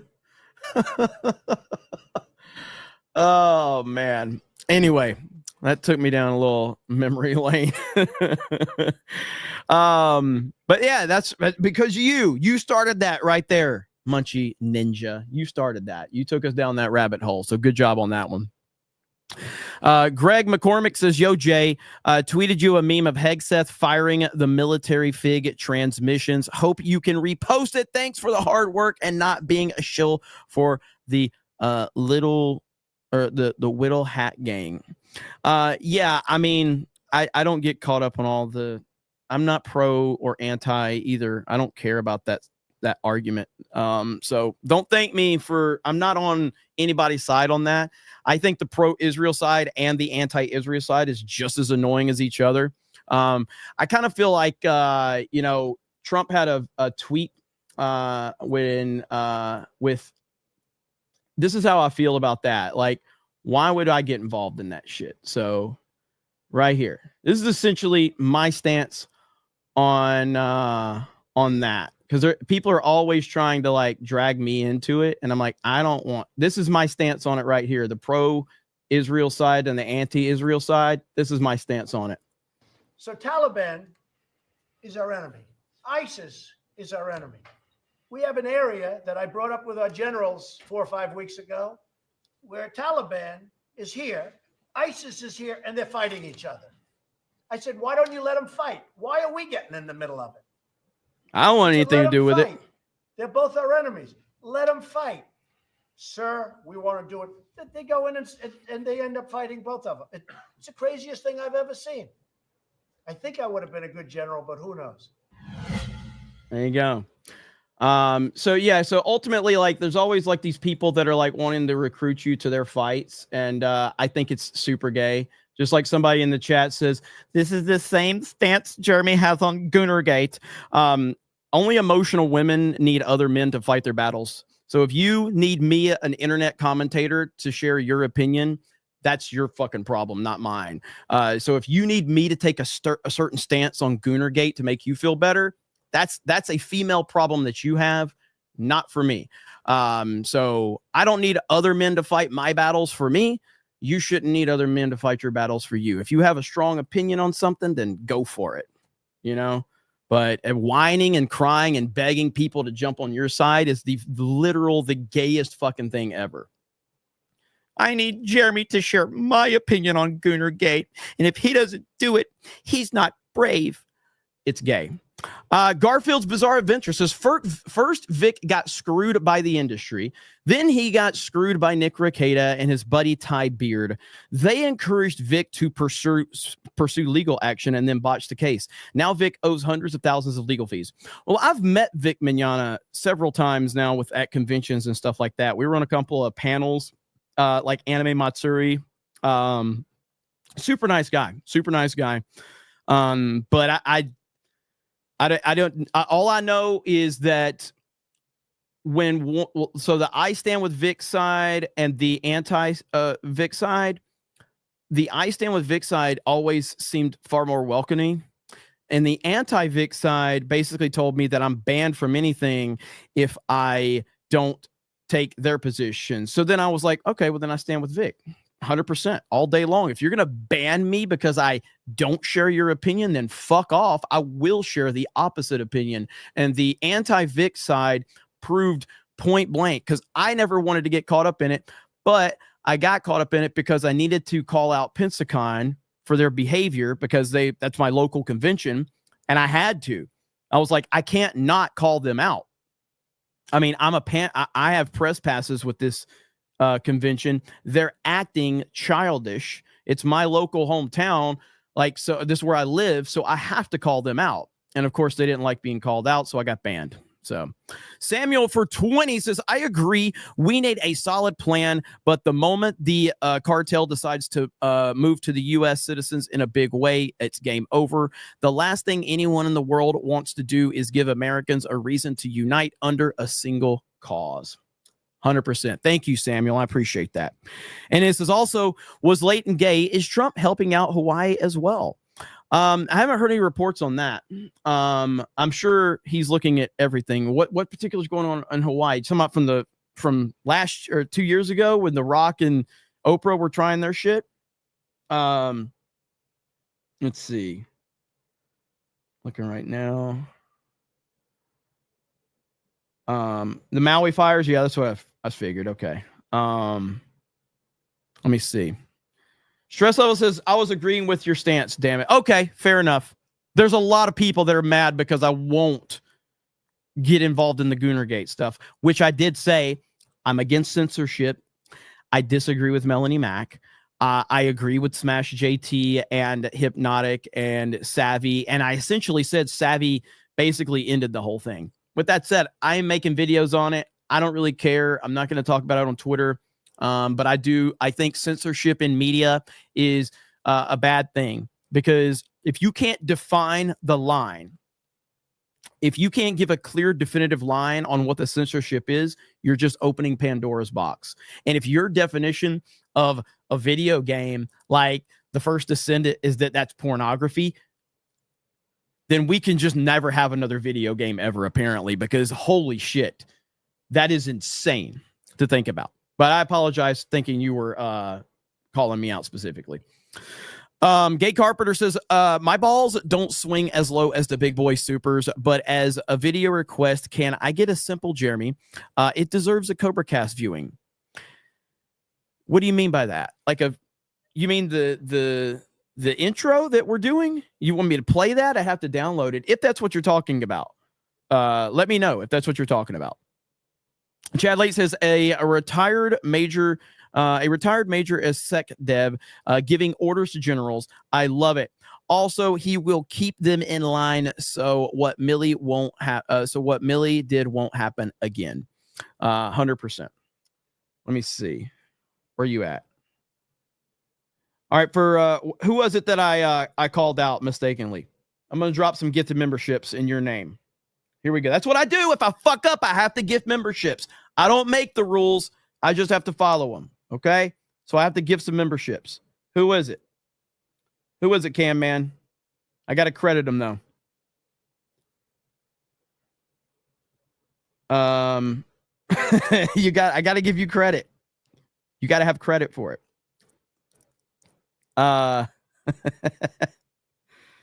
We'll see in just a minute. What's up, Mo Zamboni? Miss Jamie in the house. Laughing Man. Who makes the rules? I don't know. I just work here, man. I just work here. So stress level 100. Stress level 100 just dropped 20 gifted memberships. Look at that. Stress level 100 just dropped 20 gifted memberships. Hail to you, brother. That's what happens if I fuck up. I have to give memberships. That's the rules. I don't make them. I just work here. So there we go. 20 get the memberships. So basically you should hope for me to mess up more. The more I mess up, the more gifted memberships. You know what I mean? So where are we at? Same Millennial says, all hail the MAGA King, Donald J. Trump. I'm lucky enough to see him tomorrow in Vegas. He wanted to come to Nevada first to thank us who voted for him. So screw you all. We're the best. Okay, bye. That's awesome. That's awesome. Well, I hope you have a blast. That sounds like a fun time. NDI says, oh, I got that one from earlier watching FNT. Archer Blaze says, how true do you think the MLK Jr. stuff is? The adultery stuff was revealed before. The rest looks nasty, but wasn't the feds always having an out for him? Yeah, I mean, all I know is that MLK has been heralded as the single greatest human being that's ever existed by our media. He was flawless in character. He was a flawless individual, and we should all aspire to be him. And when that message comes from the media as collectively as it does, that is a massive red flag. That's always been a red flag from me. When the media goes out of its way to protect you, it means that there's probably a lot that they are hiding. And so now that we're getting like all these other things that are out there, I tend to probably believe those things for sure. So, you know, that's the way I look at it. I mean, obviously I have no idea. So I can only make an educated guess. And I go, well, the media protected this guy forever. And why did they protect him? Why did they protect him? Like, you know who else they protected? Michael Jordan. I love Michael Jordan as a basketball player. He's the greatest basketball player of all time. All right. Michael Jordan was not the greatest dude in the world. He just wasn't. He was not a great dude. You know who else they protected for a long time was Hulk Hogan. You know when they stopped protecting Hulk Hogan? When he started to actually become a Christian and when he started to support Trump and all of that, you know, like, or call things out. They protected Hulk Hogan for a long time. Hulk Hogan, tons of skeletons in his closet. Tons. But at some point in time, they would always turn on that individual. Well, MLK, obviously, they could never do that because, you know, of what happened. So, but yeah, when the media protects someone so much, it's always a red flag. Always. And on the flip side, somebody mentioned Michael Jackson. They surely didn't protect Michael Jackson, did they? Michael Jackson, before Donald Trump, Michael Jackson was the single most attacked human being I have ever seen by the media. It was they attacked him. They tried everything to destroy Michael Jackson. They did everything in their power to destroy Michael. Everything. So Michael Jackson is the greatest entertainer of all time, by the way. East Coast Toaster Boy says you should tag Mark Hamill in the Trump original trilogy meme. Oh yeah, I got that one earlier. Alex McCarthy says I love the black and gold MAGA hat. Beastie Man says welcome to my state, Mr. President. Maxos VT with a 99-cent. Polite Rude Guy says breaking the Trump can run in 2028 legally. Not yet. We'll see.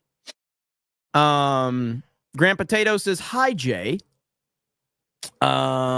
Shutch says, is that Melanie? Is that Melania? She looks pissed at all of the incompetence in the room. Yeah, everybody was confused if that was Melania or not. It was Melania. Eric K says, California just put aside $50 million to fight Trump and blocked $1 billion for wildfire management. It is a land grab scam. Youper199 says, howdy, y'all. Kale Yoth says, notice the drones have disappeared. Want to know? I do. I want to know too. Ministry of Wrong Things says they are so fake, reading their scripts, pleading not to be abandoned based on politics, even after he literally already said he'd help them. It's true. Stephen DeLeon says Trump rules all. Shout out to West Texas Bills Mafia. Switch that up from Notre Dame rules all to Trump rules all. Let me see. Where's that? Graptar's Hammer says for a Choco Taco for Jay, and then bring in Do-Rag Vince. Don't we all love Do-Rag Vince? We all love Do-Rag Vince. Unicycle Peon for 50 on Rumble. Says eat dinner, drive in, confirm Hegseth, hang out, head home, get laid, call the boys, and play some Midnight Magic the Gathering. Do it again if you gotta. Let's go. Cheers from Mississippi. Let's freaking go, Unicycle Peon for 50 over on Rumble. Theo says, what a shift. Incredible to see them playing nice. Eric K says, I would not trust the mayor with the money gathered for Christmas gifts at church, at kids at church. Rogue says they are trying their hardest to bait him to slip up. Jay's half Hispanic son says, it's the gays in LA. This guy's a hero, by the way. Kale says, tell them all funds will go directly to the people and avoid the state bureaucracy. Good Lord, I can't talk. California had $1 billion surplus, freezing spending and help the people. Lucifer says, that's not your mother. It's a man, baby. Nullface says, I hope Trump doesn't let them say it. Don't politicize this disaster because the entirety of this was politically driven. Zinni Biscuit says, all else fails, send the deportees to Snake Island. 8 o'clock says, can we get a Melania sticker to replace the Biden sticker? Yes, I'm simping. Do we still have the Biden sticker? Curious about that. Do we still have that? I don't know if we do or not. Oh my God. I hate that when I sign into YouTube TV, it signs me out of my YouTube account. It's the stupidest fucking thing in the world. It makes me just like, I want to physically break something because that is the dumbest thing ever when it signs me out of my fucking YouTube account. It just makes me want to break stuff. I'm about to break my controller just because. So the Biden emoji is still there. Okay. There we go. Okay. I just want to break, here's my Switch controller right now. I just want to break my controller. I just want to break it. I just want to throw it down, but I've broken way too many Switch controllers playing Mario Kart, so I'm not going to do it. But breaking a controller is the best therapy in the world. All right? Breaking a controller is so therapeutic. It just is. It just is. Like right here, okay? I saw this earlier, and if we have some gamers in the chat, you'll appreciate this, okay? Because this right here, this is on point right here, okay? This is peak gaming right here, okay? Right here. 9-year-old me thinking the game would load faster if I acted like I don't care. How many times have you been in this position? You're like, you know what? 9-year-old me, if I just act like I don't care, this stupid ass game will just upload. It'll load quicker. It'll load quicker. Just like, I'm not even gonna pretend that I care. Every time. It was the best. Okay, we got that. Where we at? Chad White says, Chad Wright says, Trump talked more in 3 days than Biden did in 4 years. Thank God for Trump. 100%. Babo Yogi says, Jeremy, you know where I'm from. 2 years later, work is not done. And out of the 600 million settlement, maybe 50 checks have been sent. All lawyers paid, though. Thank you for the update, Babo Yogi. I appreciate you, man. Richard Simmons says, is that AEW's Orange Cassidy? I laughed at that when you sent it. NDI says, maybe this Jew fig should man up. Accident Seller says, is that Joey from Friends sitting next to Trump? NDI says, Jared, this room of soys makes you look macho. Theo says, Melania 2028. Stephen Henley says, I legit thought the first lady was Secret Service for most of the stream. This lady is observant. Yeah, everybody was kind of blown away. Hailstorm says, break it. Buster Nut Smash says, please say hi to my sister, Susie. She thinks you're gay. Isn't that wonderful? Hi, Susie. How are you? Act Natural says, let them rebuild tonight. Jose says, a president with balls. Lucifer says, you're fired, hag. This traitor will go to hell. NDI says, you got to play. I'm going to come for the SmackDown. Ministry of Roundtable says, Trump fighting for California against their government is pretty damn good optics. This is going to red pill a lot of the woke liberals. Accident Seller says, funny, she's named Bass. She's a fish out of water. Jose says, they forget he's a developer and he knows all about logistics of building and rebuilding. Torchwood Gal says, this is must watch TV, better than WWE. This is the new WWE. It absolutely is. By the way, there is the RSVP link for MegaCon. Hopefully you guys will join us. Dixon says, Jeremy, this is my last super chat and my last birthday. I have stage 4 jades. That's not good. That's not good. 8 o'clock says, Lil Bro should have sat there quietly. Screw FEMA. Mitchell Field says, not being a dick, but California schools and grades suck. Won't the kids get a better education without them? Probably. Too High Strung says, Trump is our voice in this retard state, MAGA. Jose says he's trying to school Trump. It's comical. Dragon Dan says, here comes Trump with the steel chair. Longclaw says, Trump is cooking right now. I love it.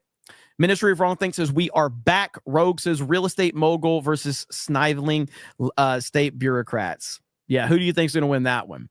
Ryan says, as a Californian, hearing him rip into them is music to my ears. Those conditions for the Fed aid is not enough, MAGA. I mean, and this is just third or fourth day. This is like the third or fourth day. We're getting this already. This is glorious, man. Matt Cat says it's like a dad talking to his children. Nullface says this is the best Festivus I have seen, but where is the poll? Default says the lack of humility on display is astonishing. POTUS is here to offer aid and support, and they persist in relentless pot licking or pot ticking, even amidst a disaster. It's what they do. Liberals, man. Accident Seller says Trump calling wambulance, not for me. Ministry of Wrong Thing says, is this how hard Trump fights for California? If this is how hard Trump fights for California, imagine how he's going to fight for the rest of the sane parts of the USA for the next 4 years. LFG. McFly says, it's my birthday. Masked Marvel. Trump answered more questions here than Biden in his whole presidency. Wild. Accident Seller says, hearing Bass speak, I decided today is my barf day. NDI says, even though I wasn't born, I wanted to say happy super chat. Accident Seller says, Gary Nerdrotic is the audio guy on this. Ministry of Wrong Things says, this man has to live to 1,000. Grand Potato, Trump burned down California for a second time. That was one of my favorite super chats of the night right there. Trump burned down California for a second time. If you're tuning in late, also like on Geeks and Gamers clips, I'm sure Danky's going to have it clipped out too. But like what Trump did today was amazing. And if you didn't see it, I highly recommend checking it out. James OP says, that's my president. That's when we voted for him. Jose says, I love how he put her in her place and got here to commit to things on camera. Vanta Black says, I'm jealous of you Americans. Love from the UK. MAGA. Thank you. Pirate of Las Vegas. This is the difference between Trump and Biden or Clinton and Obama. Trump actually listens and talks to the people. He is one of us.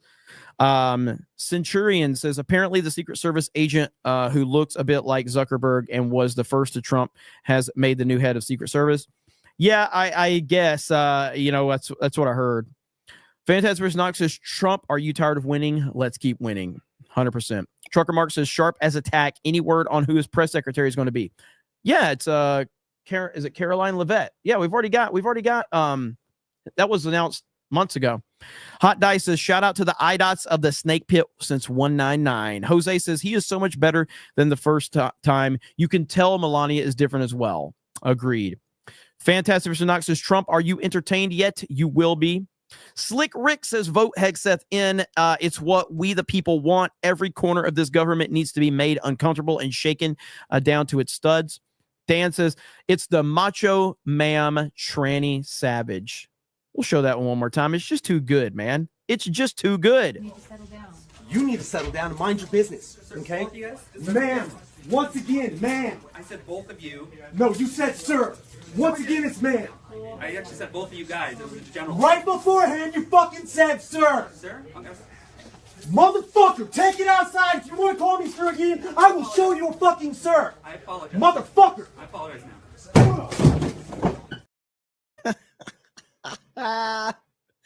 Let's go.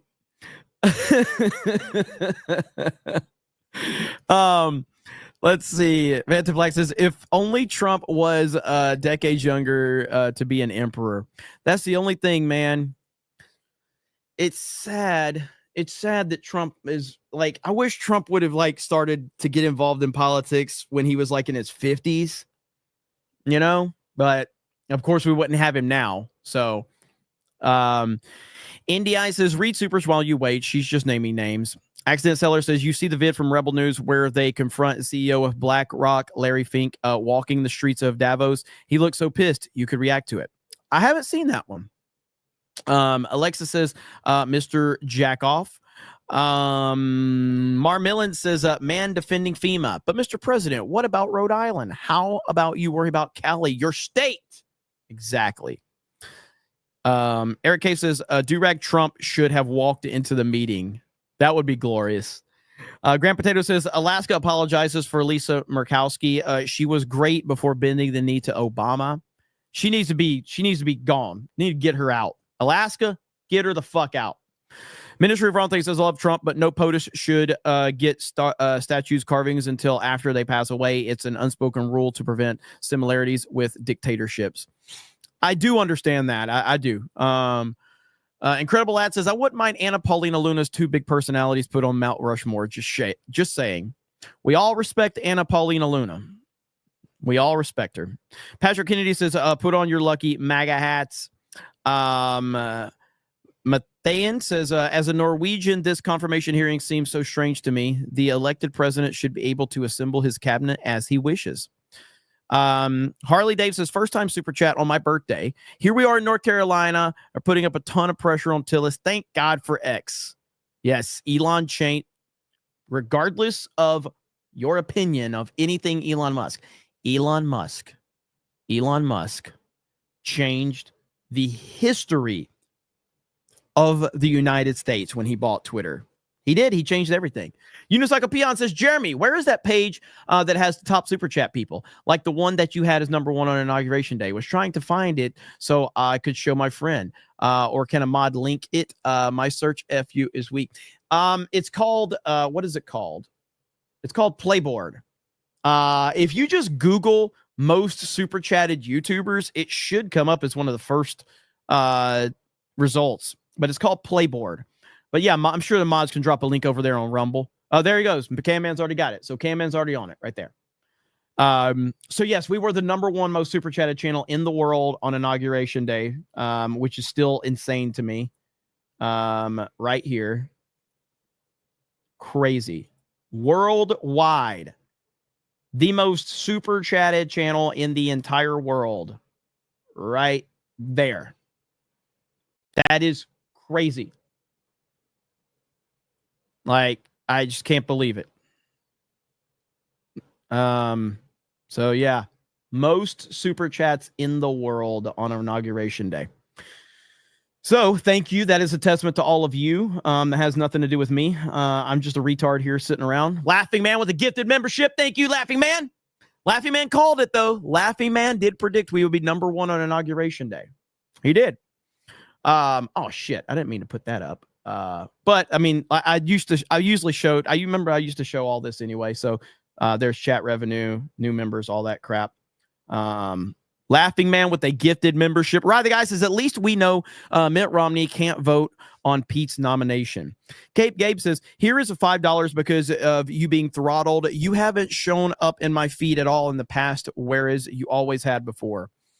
Yeah, I don't know for being, I have no idea. I mean, look, our numbers are better than they've been, and our numbers have been slowly growing. One thing that I think is really screwed is my algorithm for regular videos, but I've got to work through that. I've just got to post more videos, and I've got to power through on that algorithm because it sucks right now for Geeks and Gamers and for this channel. I got to power through. Mike Zero Source says McConnell is a worthless as a hen shit in a farm pump handle. McConnell is as reliable as Mike Zero report. Phantom Black says Trump seriously needs to speak on term limits. Jose says need to primary every Republican who voted no. Agreed. Solifila says this is why they stole the Wisconsin and Arizona Senate seats. Ministry of Wrong Thing says please take your meds if you're still actually surprised by bitch McConnell being a rhino in 2025. Longclaw says I agree with Jay. Well, he's wrong. He's going back to Haiti, right, Jay? Mitchell Field says when let's see, when they said a Green Deal, I thought he was talking about a sale on his book. Let's see. Accident Seller says boobs bouncing. That's right. Boobs bouncing. Yeah, them boobs bouncing. Yeah, bounce those boobs. Bounce. I'm just reading the super chats. Accident Seller says, is Drunk 3PO Canadian? What does he think of Andor? I know it's Andor. Stone Cold John Underwood. What's up, brother?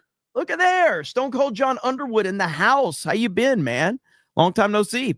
Heartbreaker says, hey, Jay, can you get AB on FNT? Accident Sellers reports Drunk 3PO is Mexican or Canadian. Trump, maybe both. That guy always trips me up. Not literally, of course. Oh, no. No. Mike Zero Source says DEI in my beloved U.S. military is over. DEI has as much use as a broken condom with 2 days. Grand Potato says, okay, hi. Grand Potato says, bye, Felicia. Sola says, Jeremy, you're a fig. Okay, bye. Eric K says, first time super in. It's my birthday, Jeremy. The only thing that matches your good looks is your wit and intelligence. Great job as always. It's a bunch of lies in there. NDI says, unprofessional audio. Okay, bye. Accident Seller says, Jeremy's muted again. Okay, bye. Socrates Mago says, wait, Jeremy's a fig. Okay, bye. 8 o'clock says, sir, put the Destiny 2 shelf back up. Hammer of Soul, what is it? Right, where is that? It just jumped on me. God, I hate when the thing jumps. Now I'm all the way. Let me get rid of this one. My list jumped. There's Laughing Man's gifted membership, though. Chris says, hey, my guy, much respect to you. Appreciate all you do. Seriously. Hey, thank you, Chris. I do appreciate that. I do. Laughing Man doesn't appreciate it. All right, where the freaking hell did the super chats go? Let's see. All right. Hammer says, Jeremy likes Trump so much he has a MAGA tramp stamp and no one can convince me otherwise. I have 0 tattoos. 0. Never will get a tattoo. Just like I'll never drink. I'll never drink. I'll never smoke. I'll never do drugs. And I'll never get a tattoo. I considered like getting like a G.I. Joe tattoo one time a long time ago, but tattoos aren't for me. Luis C says, sir, let me defend FEMA for a bit. Okay, bye. The Meep Kid says, Jeremy, you sound gay. Here are some kudos to get a straight one. Okay, bye. Jose says, my favorite from Trump, we like water to put out fires. It's really quite efficient. Eggy says, Jeremy is gay. Okay, bye. Mo Zamboni says, Mel was the best in his tapes with his ex-wife. Okay, bye. Johnny Whiskey says, Jeremy is gay. Okay, I'm out of here. Sinestro says, Jeremy, you're gay. Hail 199. FMJHP says, Jeremy's from Alabama. Okay, bye. Alexa says, Jeremy, can you please do a review of Flight Risk when you can? Thank you. Noble Spitfire says, Jeremy likes wiener. Okay, bye. The Under Armour Gamer says, wait, Jeremy is gay. Okay, bye. You guys have no new material. Some of them are funny, but like, come on. Mike Zero Source says, Jeremy, you should celebrate Pete Hegseth nomination over Bud Light, mainly because you're a stool pusher. I suspect you've seen one up close. Yeah, out of Bud Light, too many people get too caught up on like all that. At the end of the day, I don't like any of that fucking beer. Well, I can't say I don't like it because I've never tried it, but I'm never going to. I drink water more than anything. Grumpy Jen X says, I can't take Sean Hannity seriously. Okay, bye. Jared Armstrong says, that was a part 2 of that video. Eric Sean says, what the freak? Grand Potato says, Jay, I have 100K, wants Jay to buy him a mic. He always wants me to buy him stuff. Mar Millen says, Jeremy's the worst part of Cobra Cast. Okay, bye. Zero says, mod lives matter. No, they don't. No, they don't. Commodore Fan says, do you think Vance will be close as president? What now?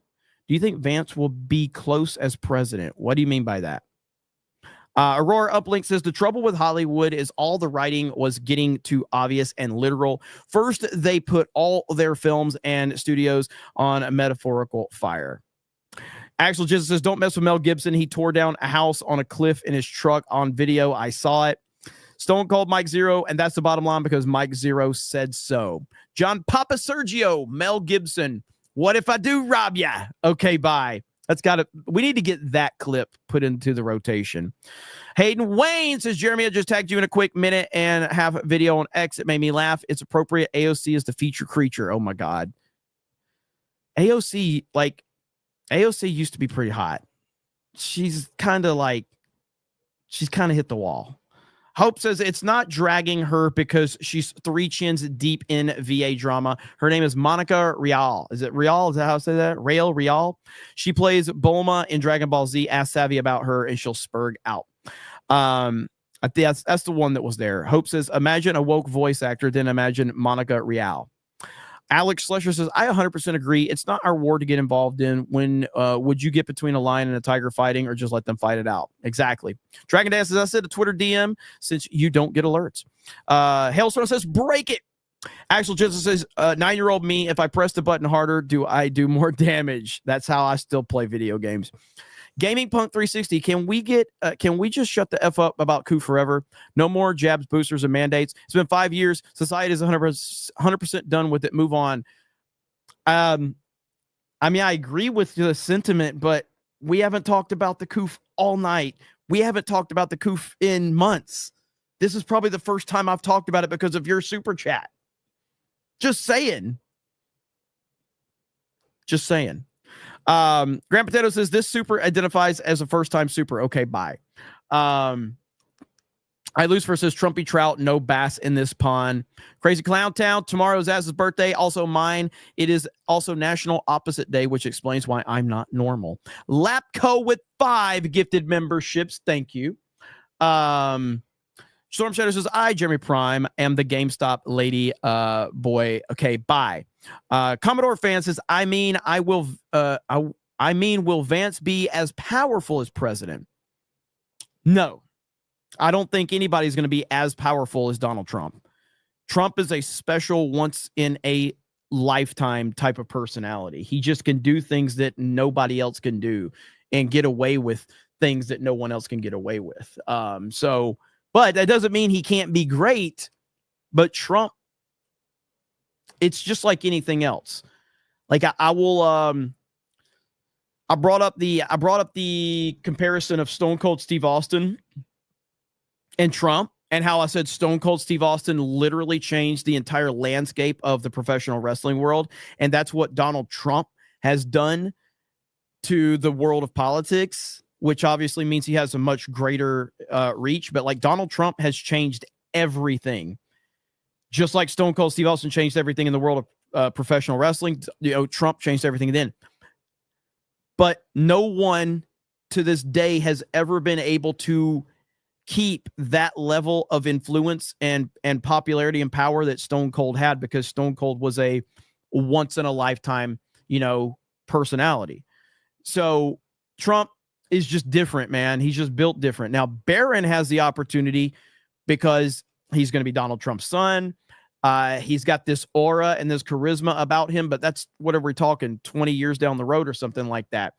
Barron has an opportunity to be that if he chooses to be that, but it's Trump's level of charisma is like nothing we've ever seen.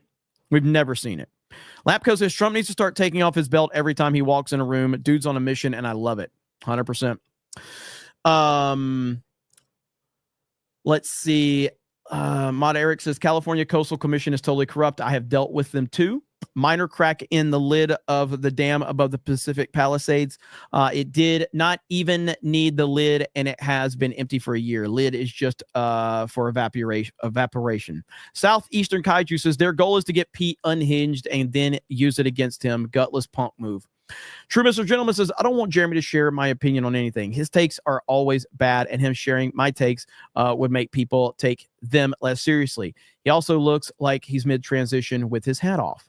Johnny the WizKid says, best moment of you breaking your controller was when everyone, me included, ganged up on you in Mario Kart and your birthday. Nah, man, best therapy for you is to go touch grass outside. Vault 95 says, why am I spending my Friday night listening to this fig when it's my birthday? Important question. Gaming stream tonight? Not tonight. But maybe this weekend. Hopefully we can do it this weekend. Let's see. Wasser Bottle says, Obama paid me $750 to clean his toes with my mouth. Why is he allowed to do this? Prison. J-Rock says, more Jeremy, less Jeremy. Dragon Warrior says, yo, Snake Pit, what do you guys do for animation? I myself like 3D. How do you feel about the Marvel animated universe? I mainly just get Hailstorm to do it. I just get Hailstorm to do all of my animations. In the chat, you can talk to them about specific places they, or work with, but I just get Hailstorm to do everything. Michaelis is watching from work. Been replay crew for a bit. I can't wait for MegaCon. Let's fucking go. Hopefully I can actually escape the snow. Florida, get your shit together. It's been crazy here. Gunko Max says Trump is verbally whipping Karen Bass so badly this qualifies as a sequel to Roots. Biker Angelo says guy defending FEMA looks like Jeremy without a hat. Ryan Guy says Trump is roasting them worse than the fire.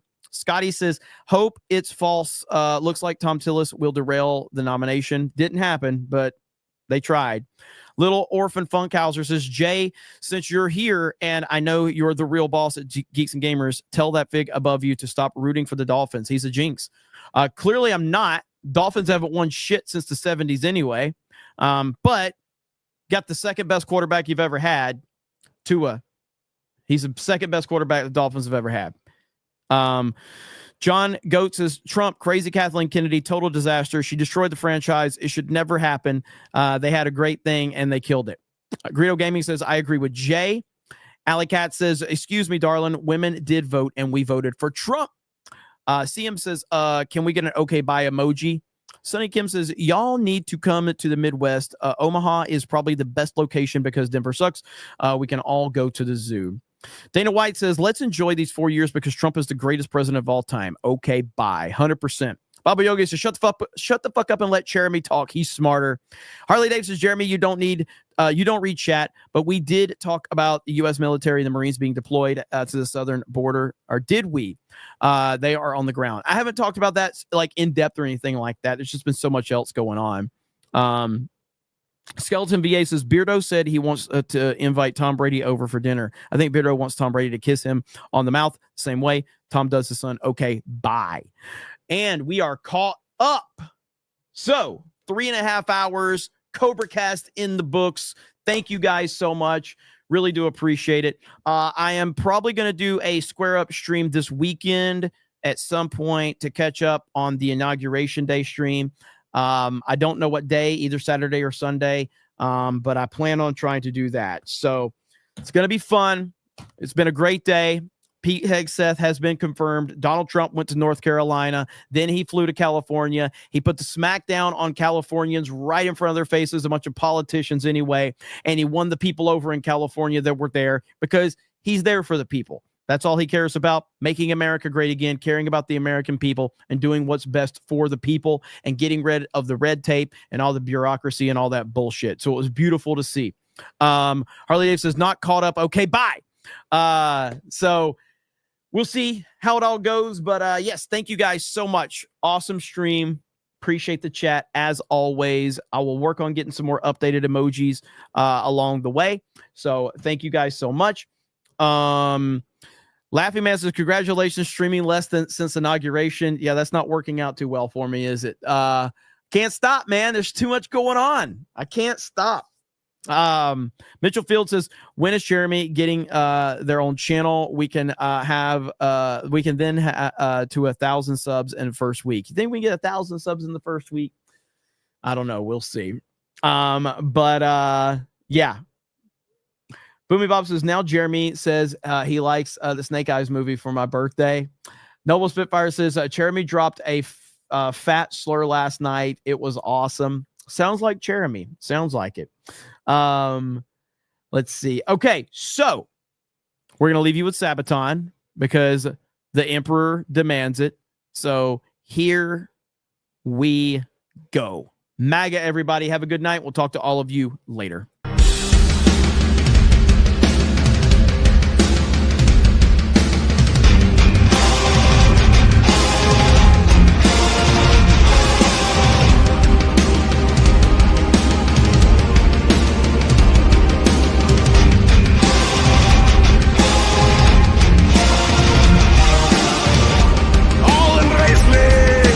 It's my time to rule at last.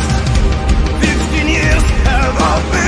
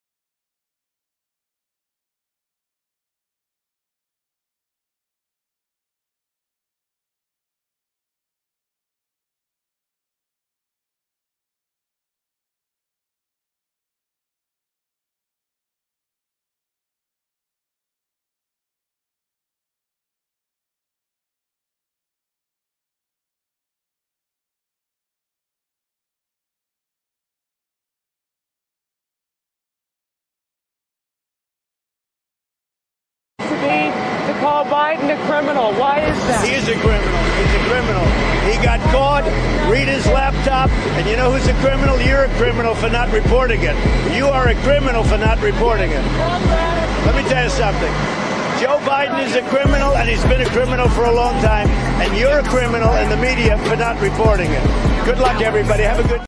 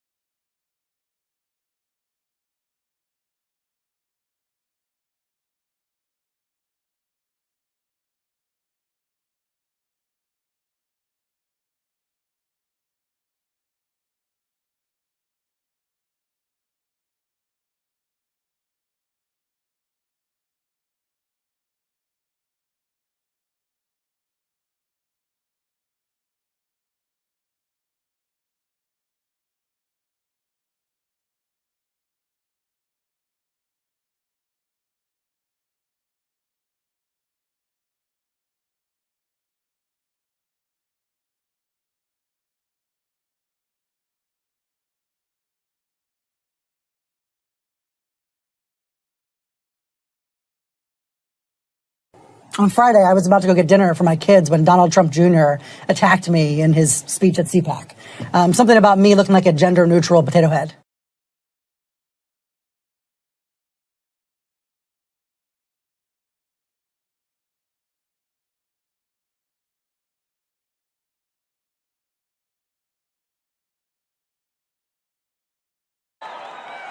No, get those lights off. Off. Turn them off. They're too bright. Turn them off. Let's go. Ready? Turn off the lights. Turn off the lights. Turn off the lights.